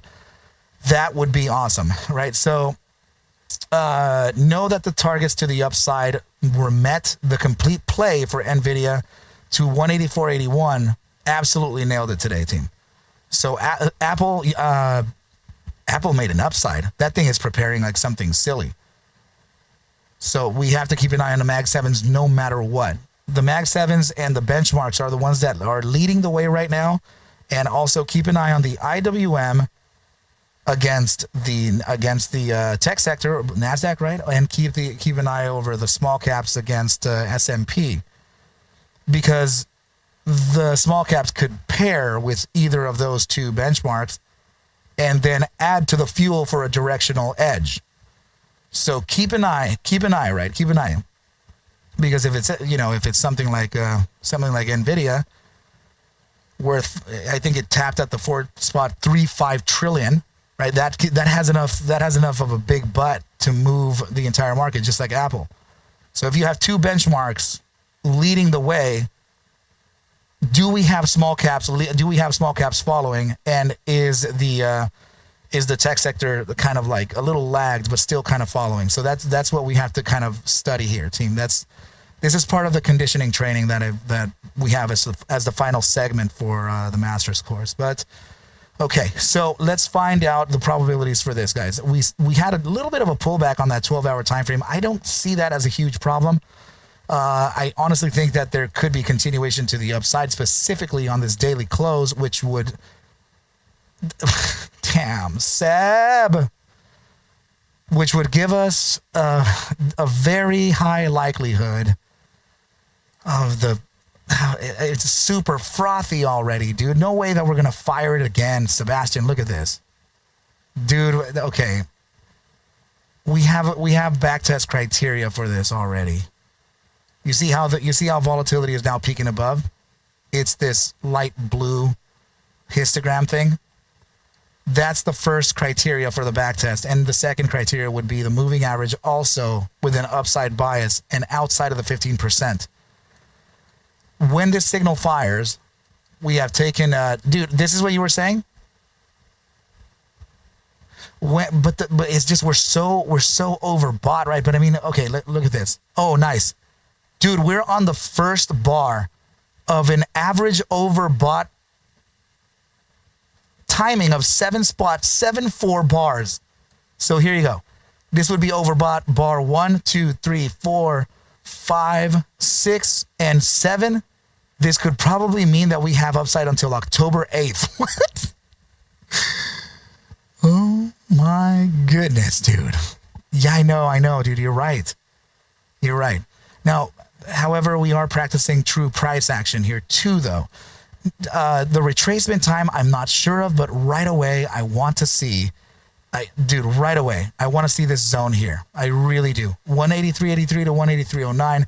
It doesn't mean that we're going to get this quickly. In fact, I think that we're going to get the peekaboo first. So if we closed your, what is it? Your monthly and your 3-month. Yeah, I think that we could get a bump to the upside here, dude. Maybe 187.37, just a little bit above that. But 187s is typically a target for us to observe. So 187, pull back the market, get ourselves some support bounces from around 184.49. If we can, maybe into the 183.28. Very clear area of support, and I'm not sure that we're going to be able to support it anyway, but it's okay.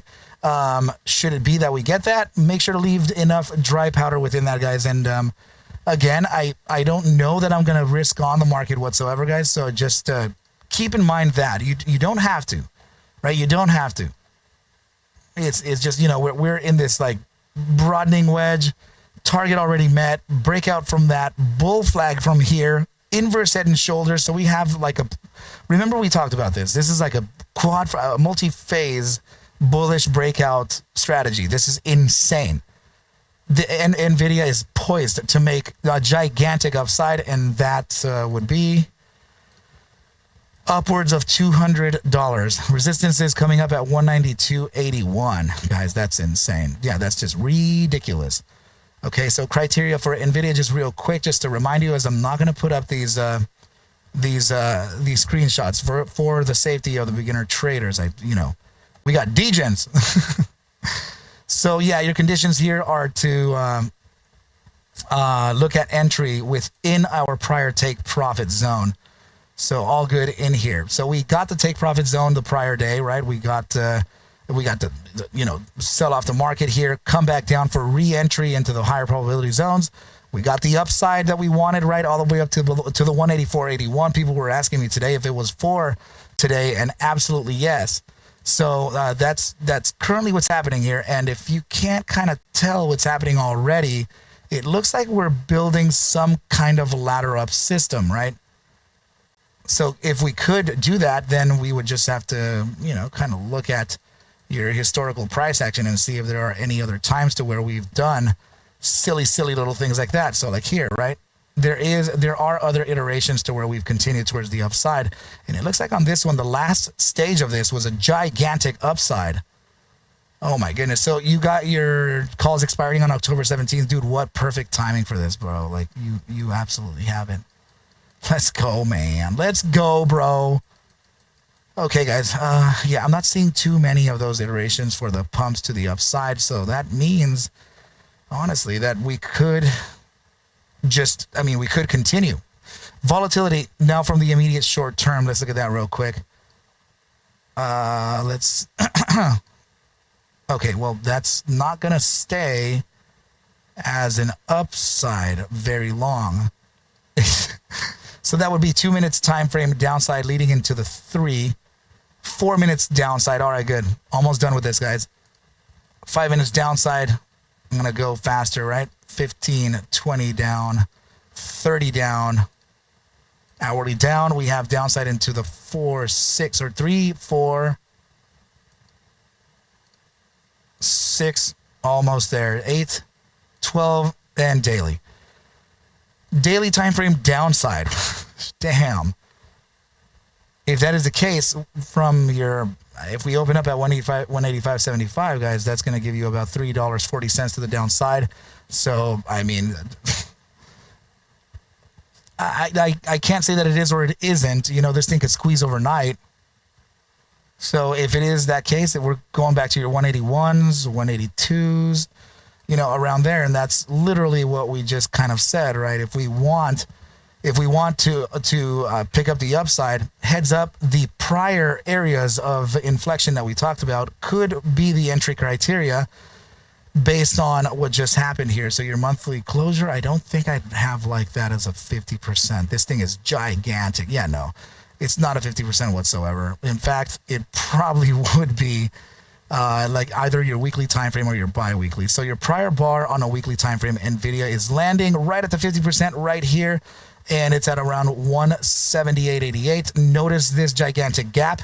I believe price action would actually stop there around there, so that would give you a 180.44 at the very, very lowest, I think. Okay, that's just, we don't know how this is going to behave, but that's presently what I have, and know that I still have those targets down here even with my own discretion. So yeah, I guess so, guys. I guess we're doing that over again. Let's see if we can't I don't even have to change it, really. Like, it really is this, except that, no, I see it now. I'm going to make this a green area too, because just in case you want exposure to the market, these are still all valid. Okay, guys, so let me see. Maybe so. We're in a buy hourly time frame there. Oh, I see. Okay, good deal. And I don't know that we're gonna do anything with. Guys, I'm sorry. I do have to put it. Okay, that's just the bottom line. I will have to put it here. So, and that's because if price action ends up, if price action ends up selling off real quick in some stop run, then we're gonna hate not having our positions kind of ready here for us, right? That would be just ridiculous. Okay, and so we have all the criteria here. I'm gonna use this somehow like this too, right? Okay, so I don't imagine this like opening like crazy. What I'm saying is that this would probably go down into these levels like this, right? Oh, I need this. Directional tools, just like this. Validate resistances somewhere in here, right? We can continue to the downside as soon as we touch this area. That would be an area of inflection, thus creating a potential head and shoulders, which has resistance all the way in this zone too. In fact, I'm almost betting the 50% of that area there. Cool, cool, cool. We pull back and continue towards the downside, right? One more little bump here and continue. And I believe that this would be our lowest zone to get. I'm waiting for a 180.149 to 181.03. Okay, this is what I'm really waiting for. The liquid bottoms would be your 179.69 and 180.06. Should there be an actual liquidity grab, I mean full-on grab, that would be a quick, and I'm talking about fast rejection all the way down towards the 178s. Okay, but from here, yeah, I think that we have this thesis pretty okay. And I will say that I don't know that it's going to happen again because I really don't, guys. This is a lot different than any other time. So I've got to make sure to just stay on the safe side about these things especially when it comes to the team. Okay, guys. So should it be that we have that bounce from the liquidity zone, this is kind of like what would happen. There you go, team. This is literally your NVIDIA. So if you need a second, go ahead and take a screenshot of this, guys. But I cannot do it. Okay, I got to prevent you guys from... I got to still use some sort of metric or prevention metric, to get you guys to think about it twice, we've had a good week already, guys. Some of us have gained every day. So maybe don't let go of your gains in an uncertain day. All right, guys. So, you know what? Apple did have, actually, hold on. VIX. Okay, VIX is, yeah. Did you guys, I'm sorry, we put this play up 2 days ago. Or yesterday. No, yeah, it was 2 days ago. The market prep prior to yesterday's trade. Did anybody follow this plan? Let me know in the chat, team. And I also have to grab a little bit of water here. Hold on.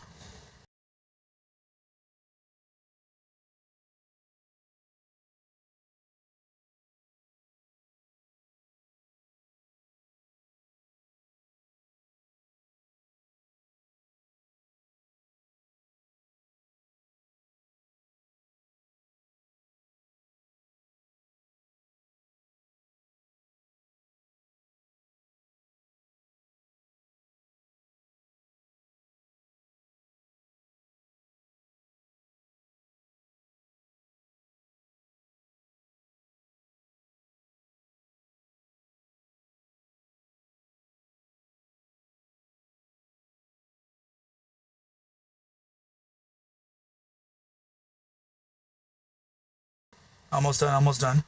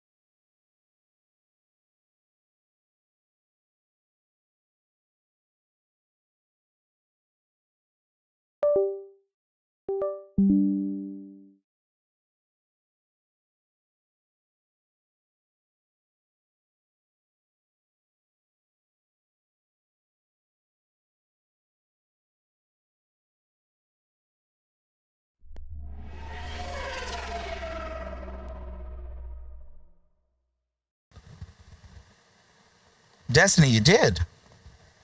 Okay, so you entered at around 1578. Close enough. It was close enough to the entry conditions that we had here. Wait. Will, what did you say?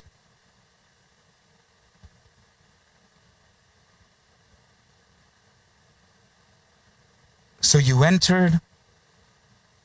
What did you enter? Calls or puts?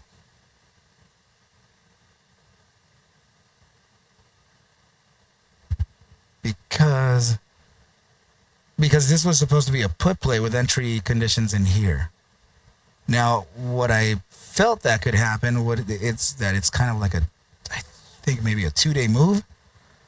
Right, resistance from up here, like we talked about, right into that 1666 potential pullback from wherever.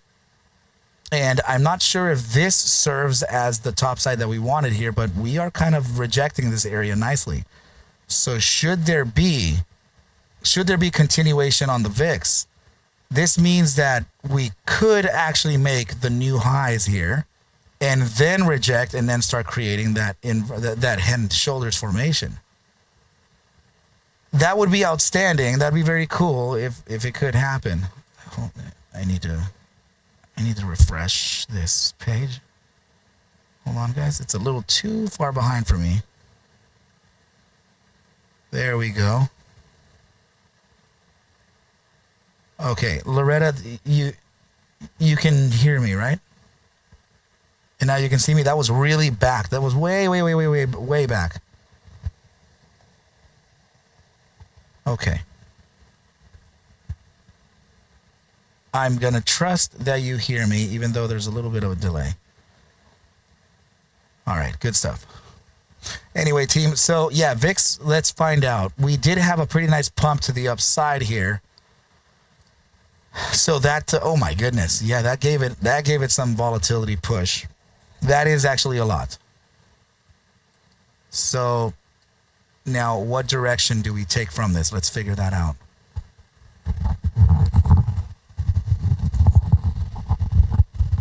Dude, come on. Might have to bust out the new ones, well, the ones for the mobile setup.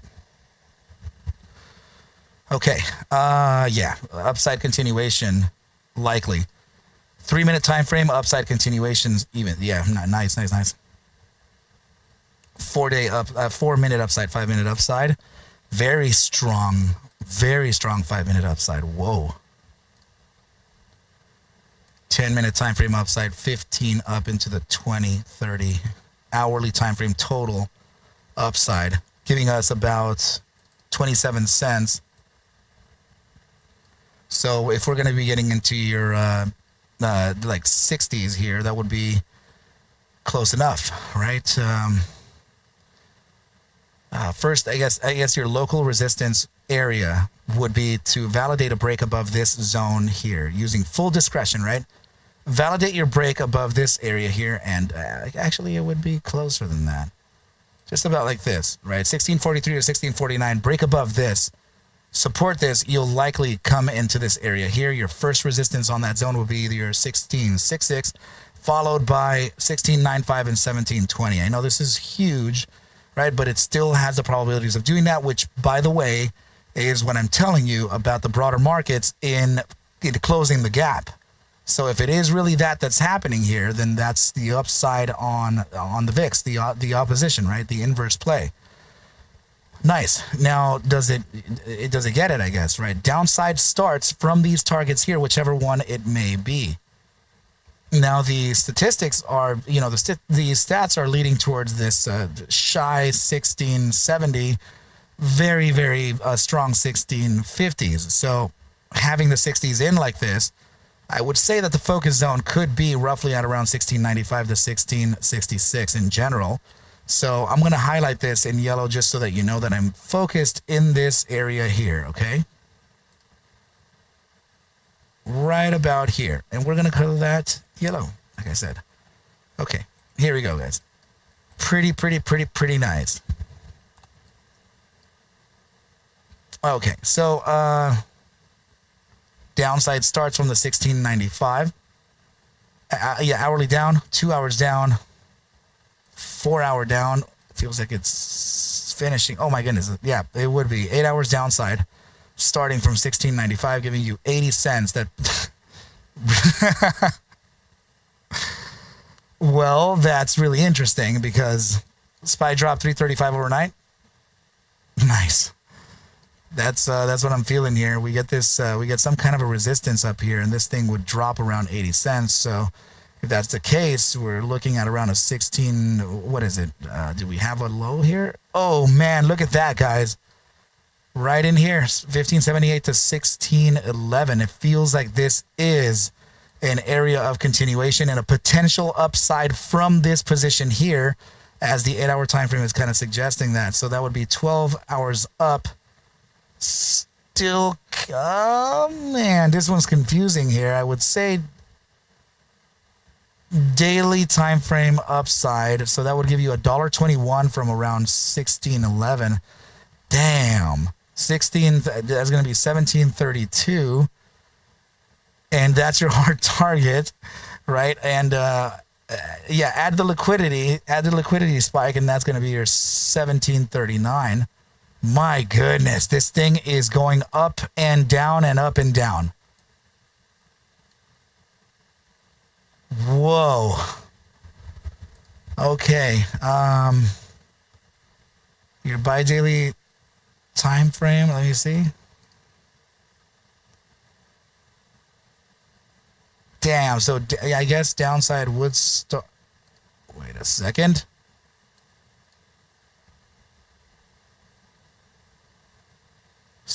Oh my goodness, no way. Guys, if that's the case, we're continuing to the upside starting at the 12-hour time frame. Daily would shift by that time. So I'm going to guess this from now on. From here, guys, I have to guess this.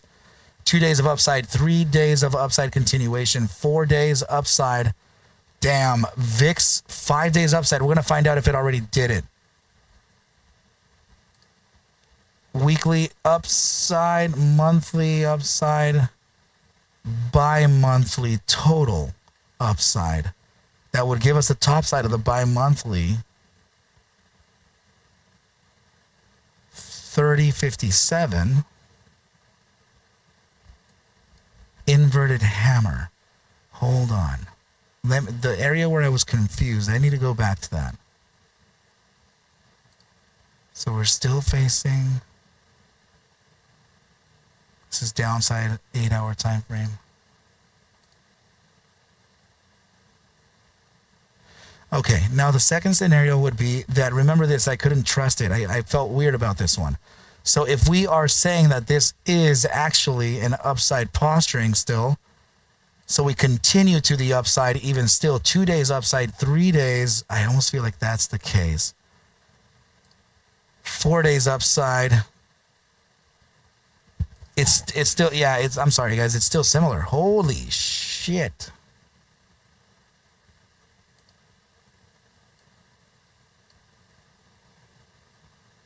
At what point does it twist? Yeah, I guess. Let me see.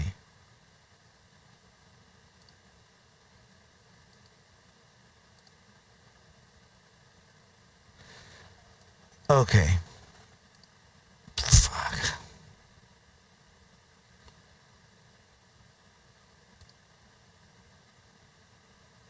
This is crazy. This is actually crazy. Okay, do me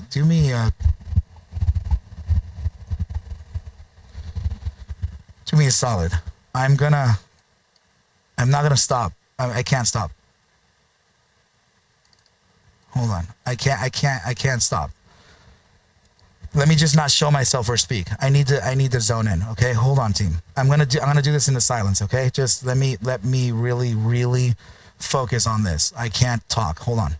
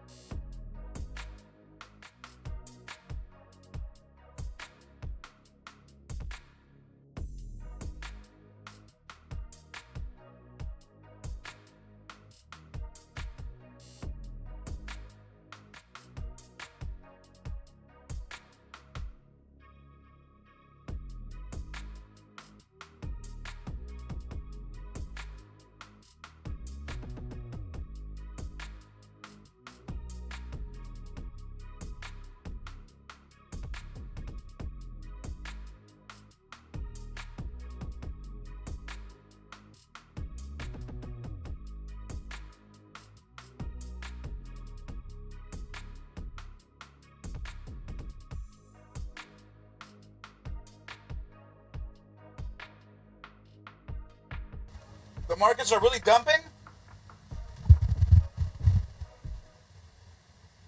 No way. That's this. That is that. The upside we were expecting here is 1720. Let me put this thing on.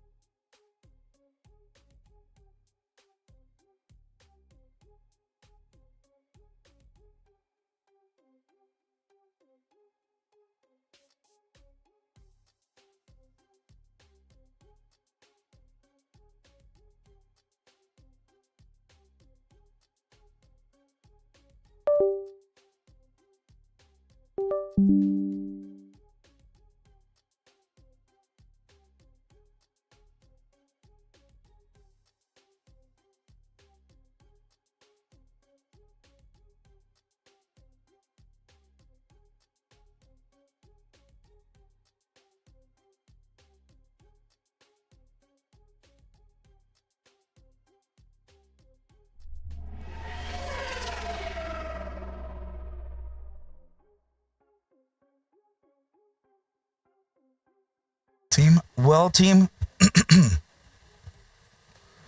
Yeah. So I have to tell you something, though. On this upside, right, on the upside that I'm talking about to 1720 with this concentrated zone of around 1695. I mean, yes, it is absolutely possible that we can get to there. I really think it would be the opposition of this play here. It would actually be like this. So 1695 to around 1720 would be the resistance. But there is still a possibility of testing the regression of two other formations. And that would be, I know that you guys noticed this here. I drew in a pennant, a bear pennant. It's, I got to say, right, I've told you guys so many times that I don't like it when we have like this pivot here, right, on a triangle like this. If this is your regression and you have a middle area like this, I don't like it. This is the exception for me. That there is a broadening wedge in the way while building this formation. So this is a very particular situation for me, like a very, very distinct one. Okay, so I wanted to explain myself there for that a bit. And also I need to make this clear so that I remember later too, guys. I know that I'm going to remember, but you freaking never know, right? So we're just going to go ahead and do this and have it completely highlighted here. So this is your right-angled triangle. We're going to just go ahead and make this little dim, right? Just like this here, and also get rid of or make the borders just really like that, right? Okay. So now we have that working there. I need to make sure that yeah, actually, let's do this. Let's make them, they need to be distinguished here. So if I do, yeah, let me keep the border like a freaking, I don't know, something like this maybe. Oh.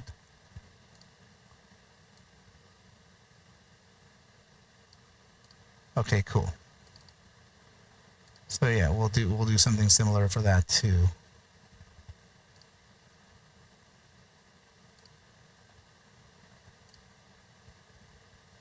Right. Okay. Perfect. That's your pennant. This guy would be your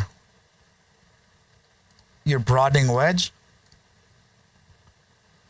It's crazy to do this with multi formations. You know, multiple formations all at once, this it makes things really complicated, but it's okay. Like we can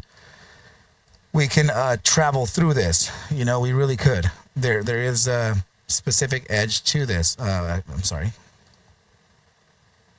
So we'll keep those in the, yeah, that kind of hot pink thing there or whatever. Let's see. So we'll do this super hot pink here, and this would be the take profit for that as a hot pink 2. Let's get rid of that. Let's put our take profit target here for the broadening. For the broadening. I'm sorry. For the ascending broadening wedge. Okay. So here is the next thing. This is a descending broadening wedge, but it's a right-angled one. So a right-angled descending broadening wedge gives us the potential to play this both ways. We can play it up or down. Now, seeing that this doesn't make any difference on it either, but some formations like the pennant, right? When it's built or convergence is on the downside from price action, that typically means continuation, downside. When a bull pennant is built on an upside, that typically means upside continuation. This formation is giving me the hint that the buy formation or the dual formation is going to give us the downside. So this could be also a liquidity grab on the short side. So that means there could be downside even into the pre-market all the way up to the traditional pre-market, and the traditional pre-market would actually retrace. We would bounce to the upside to start closing the gap. 50% chance that we go. But the likelihood of any, apparently, you know, according to Quinn, apparently that any government closure afterward does have an upside edge. So it's not actually 50%. We can add like a 5 or a 6 or 10% added to that to give it a 60-40 split, siding with the bulls and the bears on the VIX. This was incredibly difficult, guys, and that's not the end of the downside that I'm actually looking for, because this formation is a lot larger than it's so. I mean, this is like a mega formation here, man. So I'm not sure if we're gonna do that or whatever, but yeah, team, let's just take it step by step. Let's really, you know. Let's take it step by step and see if this thing can actually reach targets down there. It's just the real targets here, guys, would be confluent to something like if we're saying that this is the target here, right at the center, there should be something confluent in time regarding this. So right about here would give us the downside target, and it looks like it is very confluent. Right? Given that we have other zones like this right here, sure. There we go. All right. So, upside first. Gigantic drop in the broader markets.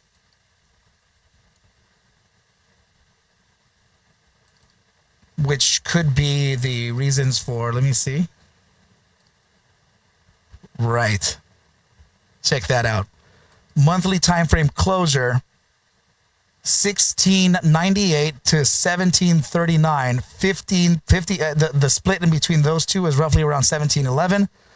Our discretion leading to 1720. Upside, and that is the confluence of this bar just closed, right? So we're going to open up the new month, and our 50% retrace on this is sitting at 1668, confluent to all of our targets. That would be a 50% retrace, literally to around 1668 to around 1740. That's kind of a lot, you know, but it's still okay. Your bi-monthly time frame has a similar reaction to this. Very cool. 1666, same deal. That would be the 1666 to around $17 flat in resistance. Liquidity grabs could be located at around 1721 to 1733. 1721 liquidity grab, our discretion, 1720.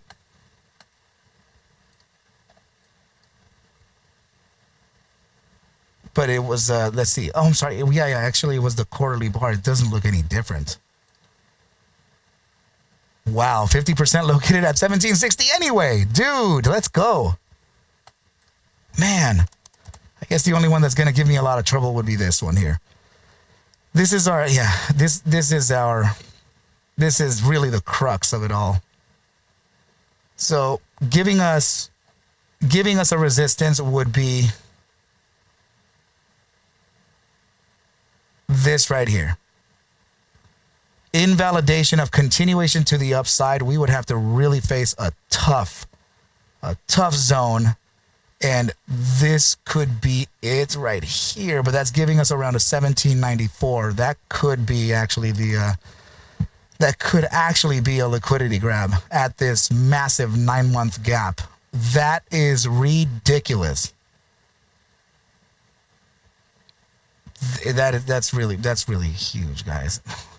I will say this, though. There's another. Oh, look at that. What the heck, dude? What are the chances of this right here? Look at that.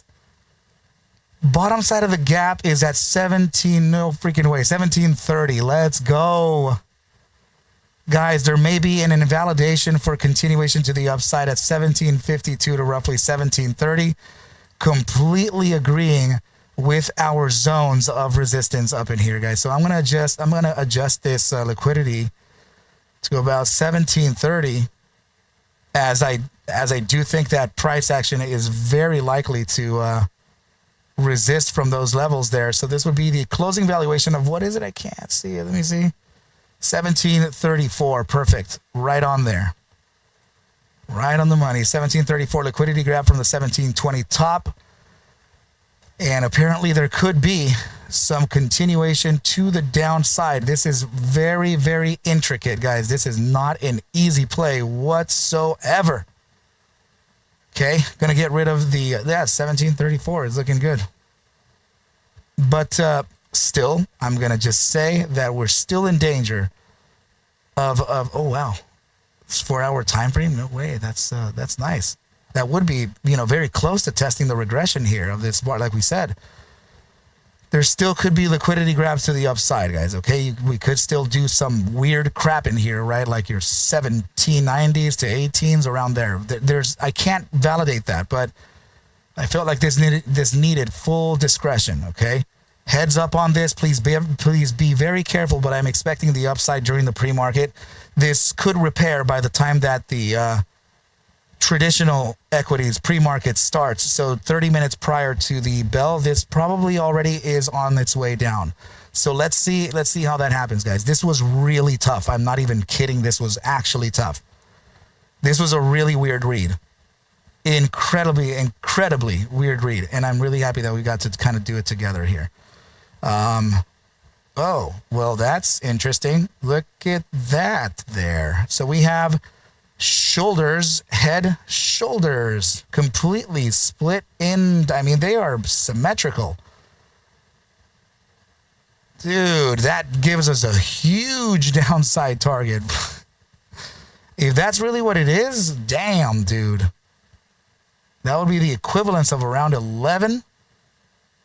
Damn, dude, it feels like the markets are just going to get themselves a flash crash, and then we're just going to rocket to the freaking take me to the moon. Let's get it. Oh goodness, guys. So yeah, heads up, team, please make sure to take any screenshots, and we shall be good to go. Now remember that this thing is moving within, let's put the data cells up in here, ATR 1.21 points, right? So this means that it can certainly take you as far as, I'd say about here for one day. So yeah, it's very, very much similar to your one standard deviation from this time frame, 4-hour time frame. So is the 4-hour time, or is the daily right there? Let me see. Oh, dude, nice. We have around a 14. Damn, this is, man, this is really, really nice. Holy crap. Yeah. All right. So yeah, one spot 2-1. That's just bringing you down to around. I'd say, guys, that this could be the low here of the day. 15.29, roughly around there. To the top. Hold on. It could be. Oh, there's a little. Oh, no way. Of course, it would be right at the standard deviation mean. Literally right there. It would be. 16. I think it's 16.18. 15.74. Wow. It literally is our target here. It really is. So this space in here, guys, this is really where I think we can go. 1578 to 1529 on the first, like this traded session, you know?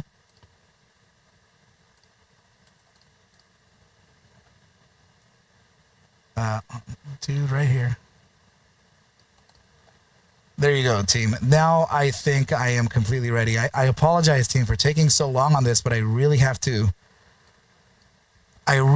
try to be as, you know, guys, you know how I take it. You know how I take it. Like I like lose myself if you guys are losing. Like it hurts, you know, it hurts. Are we live in the price action here at all, or what? Shouldn't this be going anyway? Let me see global trading hours on this. Do we have the same?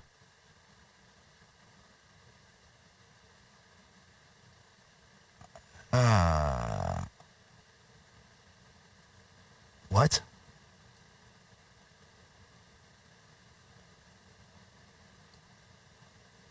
That's weird. 1629. 1629. Can you guys see where the VIX is right now on a twin? I thought it was. But it's okay if I read it like this anyway. It's still fine. I would just be reading to you like what could have happened anyway. 1620. Okay, so it is there. Let me check the 24-hour book real quick. Yeah, 1628. Okay, fine. Fine. That's it right there, guys. Sebastian, you good?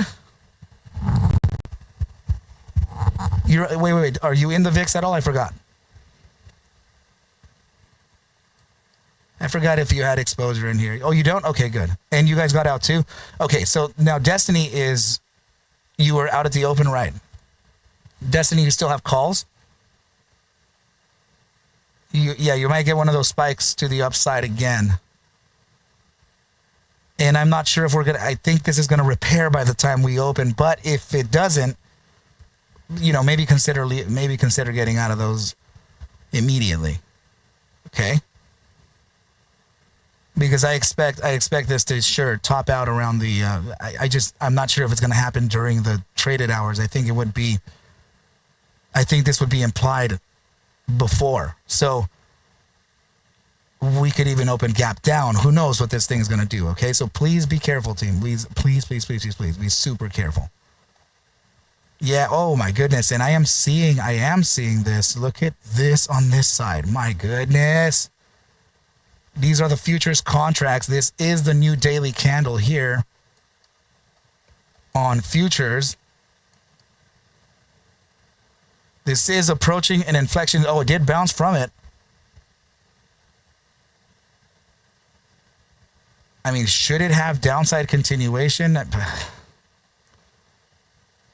I don't know that it could get any lower than that. This already feels like... Hold on. This is your new daily candle here. The one from the gap up and gap down, right? So I'm thinking that this would have been that this would have been something like this right here, and price action would have already done this anyway. Check it out, 50%, 66.85.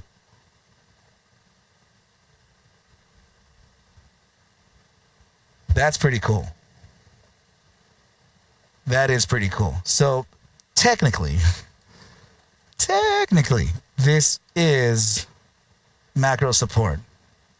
Right in that, I mean, the lowest bound here would actually be, I mean, if we're going to get really, really nitpicky, then we could do something like this here.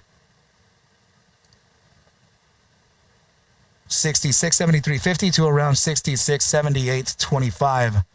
It must break below these daily candles. The wicks there, they have to be broken in order for us to continue. These two here. So let's adjust the target to resist at this point anyway. New targets to give you would be 66.79 3/4 to 66.73.5. All right, team, heads up on this. Heads up on this. This is partially why I'm saying that this may actually find a bounce. Right? This is a really weird outlook too. Look at this. Look at this confusion. It kind of looks like a shoulder, looks like a head, looks like a shoulder here for a gigantic downside, right? And then also, when you go to the daily, it looks like one huge like inverse head and shoulders here. Damn, talk about is that a spinning doji somewhere? A spinning top? I don't think it is. It can't be. What the hell? Daily time frame, 3-day, 4-day, 4-day time frame, weekly.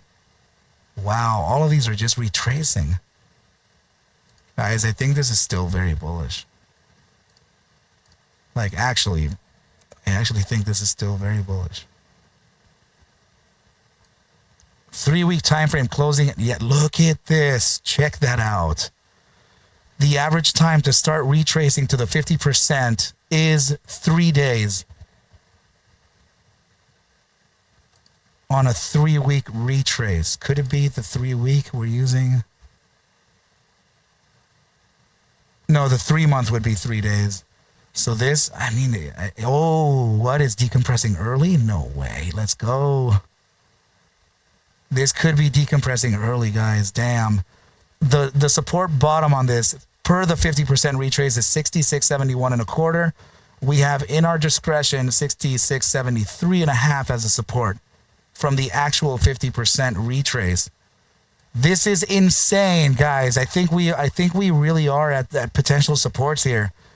That means that the whole market may actually benefit from this, guys. Like everything. And maybe what we're observing, I hope it's not a trap or anything like that, because I can't find it. Right? I can't find it just yet. But should it be that this is leading towards a closure of this magnitude here, that gigantic green bar? That may actually mean continuation, guys. You know, so if this is continuation,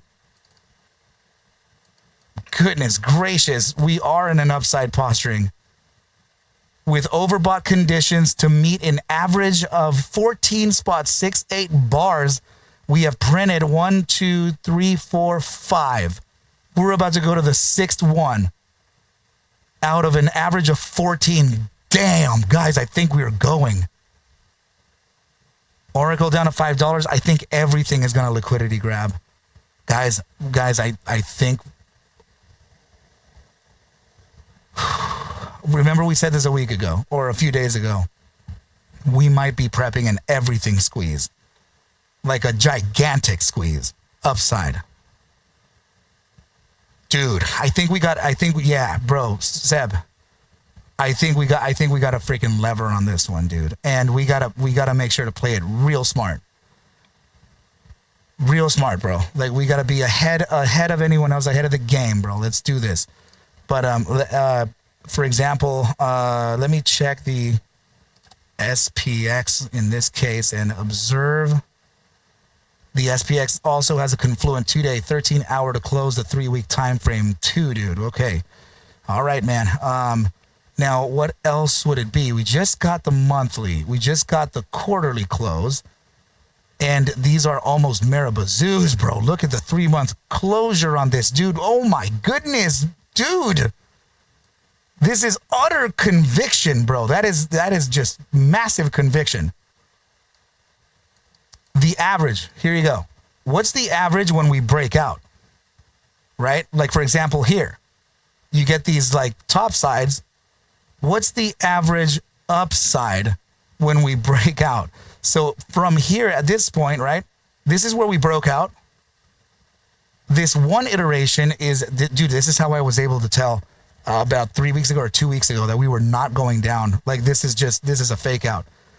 The average upside is to these bars here. So that average upside, just to be safe, we'll do the lower one here, 26.81%. Okay, so if we have other iterations, then we'd be able to see that kind of behavior too. Now, the thing is here is to identify them. That would be like the crucial thing. So are we practicing like these here? So that means that we're practicing from here. Screw it, let's do that. So let's go ahead and measure from this top side. The breakout would be right about here, right?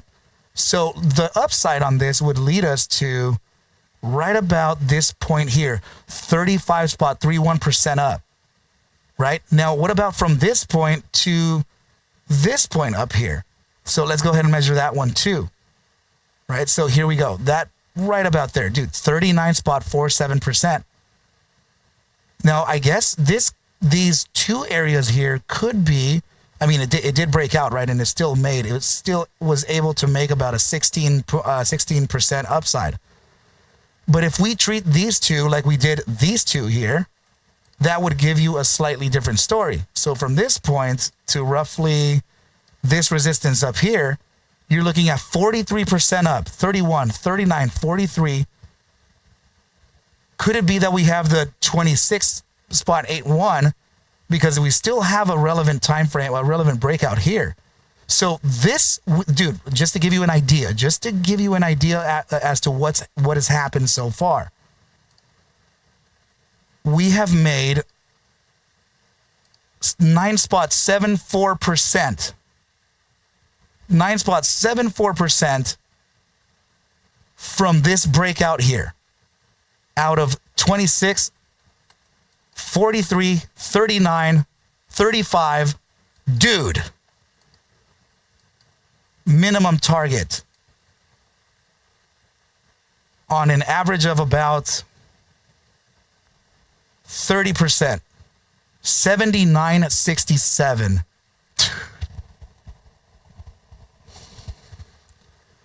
I'm going to do the smallest iteration here. I think I'm going to do the 26% up. Let's just do a 26. 77.22.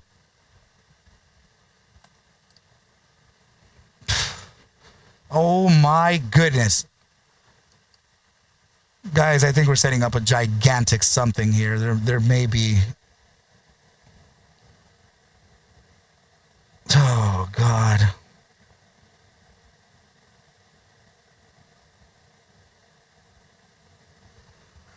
Guys, please be careful, okay? Be careful. Don't overreact in these situations. I know. I really wanted to, but I have to do it. I have to do it strategically. We all have to do it very carefully. Okay? So I wouldn't spend this much time on one stupid freaking thing. Notice how all this week I've had to do this. Like these are not easy reads. My buddy CoinFox said to me when we were in Chicago, my buddy said to me, he goes, dude, I never really tell you, dude, but you don't know how like impressed I am with you. Like, dude, you are something else, man. You are really that good. He goes, dude, like what you like building ARCABULLS and having your classes, doing the algorithms, and then being as tight as you are on the price action as you do every day. He goes, dude, you've got to be one of the best, or some shit like that. I love that guy to death, right? I love him to death. And him and I had a conversation about almost a year ago, saying, dude, we are about to enter times on this bull run where the true traders are going to have to come out by discretion. So no longer will we have historic like repetitions, right? No longer will we have the fractals that we used to rely on, because we've been within that bound for years, maybe even decades, who knows? So we were going to enter blue sky territory to where there's nothing to the left. That was our thing. It's just that the true traders, the true skill of a trader will come out when there's nothing before, like no hints, raw price, steady raw price and discretion. I am not telling you that I am right. I am telling you that I'm actually trying really hard here. I haven't tried this hard in a long time. Okay, so some of my best traders, guys, have come up to me and have told me themselves that this is a really tough read, bro. Can you help me? Can you help me just give it a quick look? I'm more than happy to do that, you know? But I will say that I've had some of the hardest times charting these tickers, guys, in these last days. And so far, we've been okay. You know, I think with a 90% hit rate on everything that we've been talking about, or 85, whatever that is, guys, we've been pretty damn good. Ninja, you are, buddy. I love you, man. Thank you so much. SPY is, so we're able to read that now? You're seeing the down. Sorry, guys. Let me show you here so that you guys can also see in YouTube. Should I have anyone there? I don't think I have anyone in YouTube. It's okay. Let me take a look at the book too. I want to see. Okay. Man, no way. Is that why you were saying the VIX? Because what the heck? We literally said resistance at the 1720, right? No way. Wow. That is ridiculous, guys. Here is the VIX opening up, gapped up at whatever that is, 1728, and now it's sitting at 1721 from our targets of 1734 to 1720. Our what is it called? The forecast it's sitting at 1720 now, guys. Our forecast was that we're probably going to open up, gapped up, and we're going to then make our way to the downside. Should we have further upside, we absolutely could test a 1734, maybe 1749, even do some crap over there. I don't know. But so far, guys, I cannot believe it, man. We are knocking it out. Sure. It could be because of the shutdown. Absolutely. You know? So, but I'm partially relieved right now. I'm probably going to go to sleep like a baby. Yeah, this would also be, I wonder if we're catching that downside we talked about. Oh man, XRP is holding. That boy ain't doing nothing. Oh my goodness. Puts that open. Puts on the VIX. Because if we really face like this, downside, then technically speaking, theoretically, I probably want to do some calls, but man, again, I'm gonna try to trade this crazy ass. There could be so many fake outs on this, but man, I can't believe that we're right already. Like, oh, who is that guy, bro? Like, why is he here? Who hired that guy? Somebody to get him out of here. Team, I gotta be completely honest with you. I am freaking pooped. Yes, me too. Me too, Destiny. If the market continues to dump, VIX Yeah. If the market continues to dump, yeah, that would be massive upside on the VIX. But with the resistances and the multi formations that are happening here all at once, I think this is like it's how you call it? I think it's ripe. I think it's ready. I think it's ready for a potential drop here. It's not going to be easy, team. This is not going to be, the VIX is kind of difficult to trade sometimes. It's not a plug and play. This thing is actually wiggly. It really does wiggle everywhere all the time. But we all get into calls. Let me know. Let's see. Okay. Yeah, Destiny, careful with that, please. Or QQQ calls you, man. I'm going to play SPX. And we're going to see what's up. If I play, that's a big if. NVIDIA or SPX? Sebastian. Dude, where is it right now? Can you tell the price? Yeah, I think it closed post-market 185.75. Yeah, NVIDIA.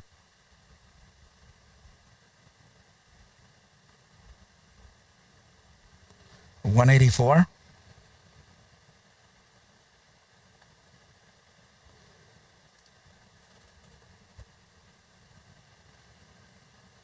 Dude, what? Okay, man. Technically speaking, this would maybe be your area, but oh god, we didn't make such a huge break out of this zone, dude. Remember the play, guys. Remember this. I already talked to you about this one, but remember, there's still the potentials. I think 180. I think it's like your 182, like 183 to 181 is where I think that this has a sweet spot. That's what I'm thinking here, team. Okay, so please be careful. Please be very, very, very careful, right? As you know what I'm trying to say, team. It's just incredibly dangerous, and we could really, there could be a severe spanking, right? Oh my goodness, dude. I was gonna sign out right now, buddy, but I got you. The shutdown storm, absolutely. Oh my goodness. Whoa. Dude, this is usually I don't have an edge when it comes to things like this, but that's an interesting. Night, Mama, you take care.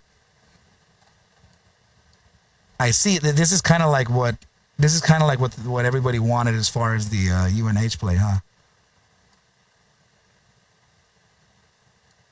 So I can also oh, what? Hold on, let me see something. Oh my goodness. This retraced it all. Let me see.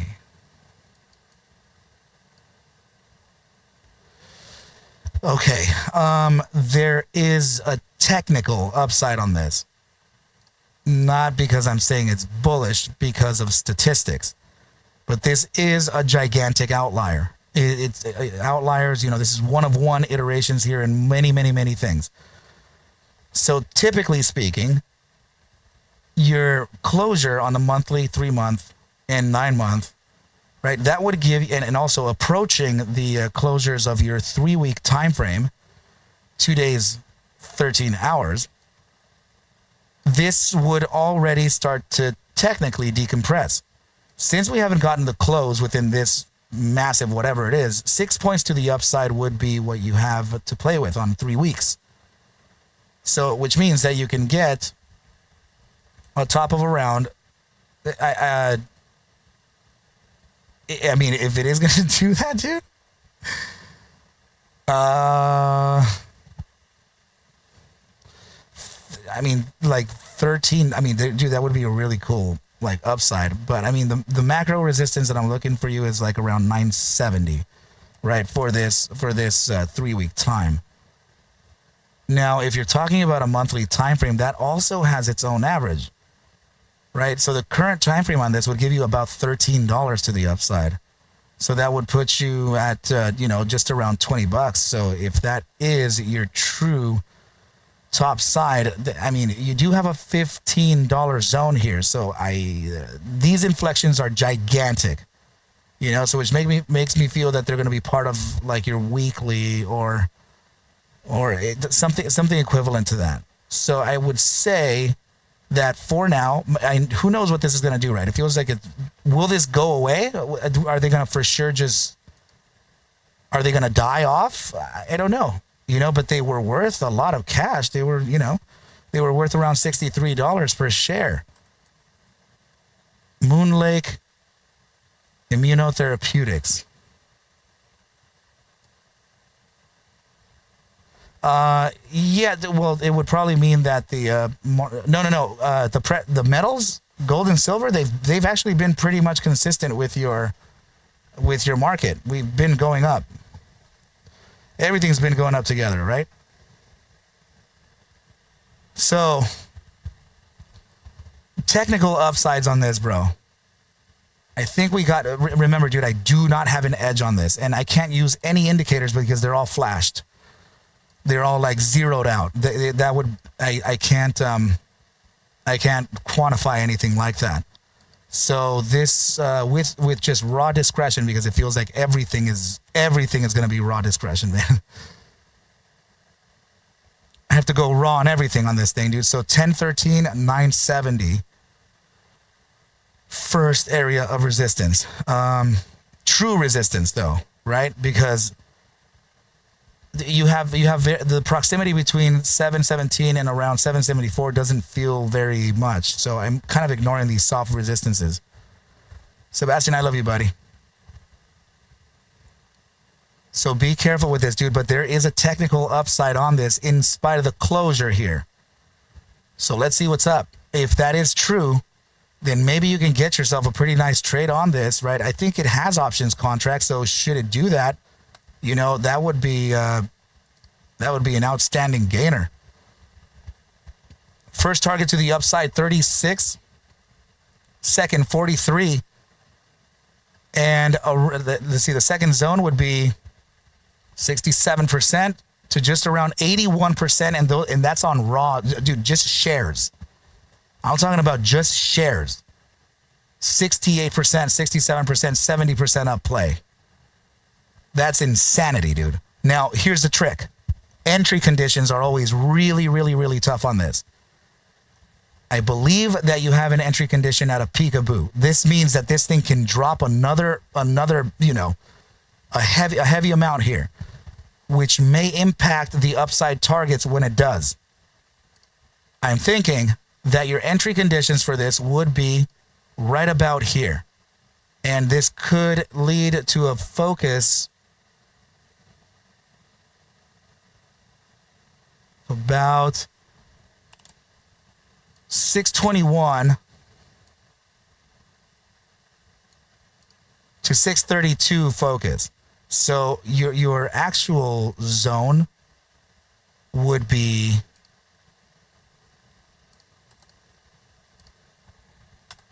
like this. Liquidity grab 595. These areas would probably serve as, if it doesn't gap up like crazy, So I hope it works out, buddy. I really do hope so, man. Be careful with this, right? This is a lot of bear pressure, a lot of it. But I also think that they should be done. At the closure of a month like this, at the closure of a quarter, I believe that they've already cleared out of this and it's still representing that low. All right. So now how do I represent this to you?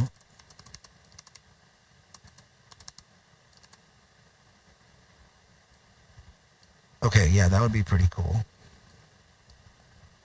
Yeah, dude, something like that, right? I think that this thing would probably dip to these areas here.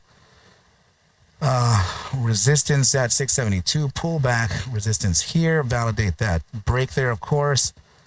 Zigzags, zigzags all the way to these targets here. If this, I can't tell what the daily, it's 6 points to the daily ATR. I don't know I don't know if it's still true. I have no idea if it's still true. Right? So that's gonna give that's gonna put a challenge, a severe challenge here. All right. So this would be exit criteria 1, I guess,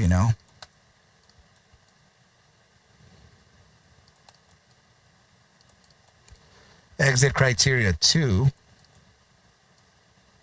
Who knows? It could probably do it in 1 day, bro.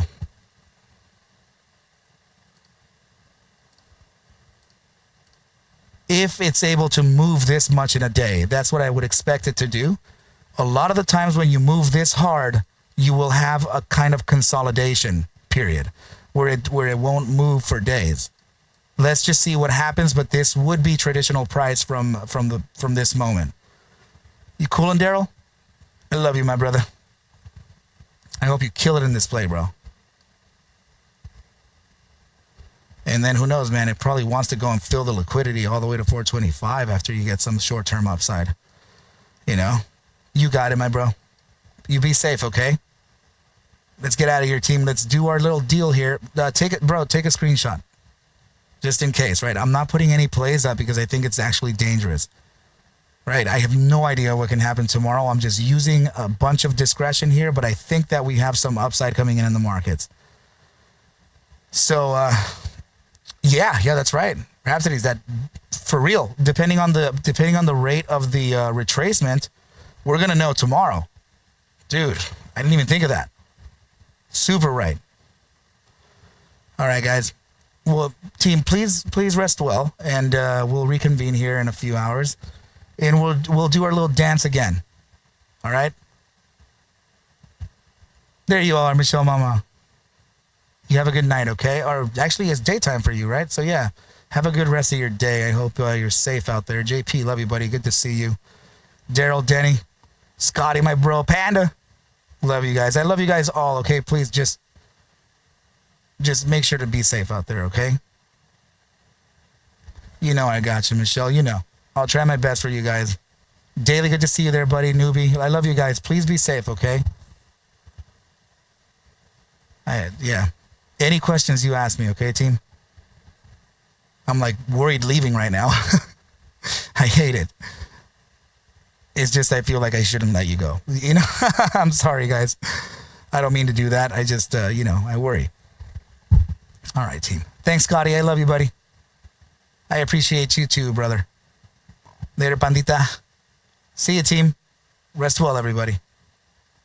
Adios and adios.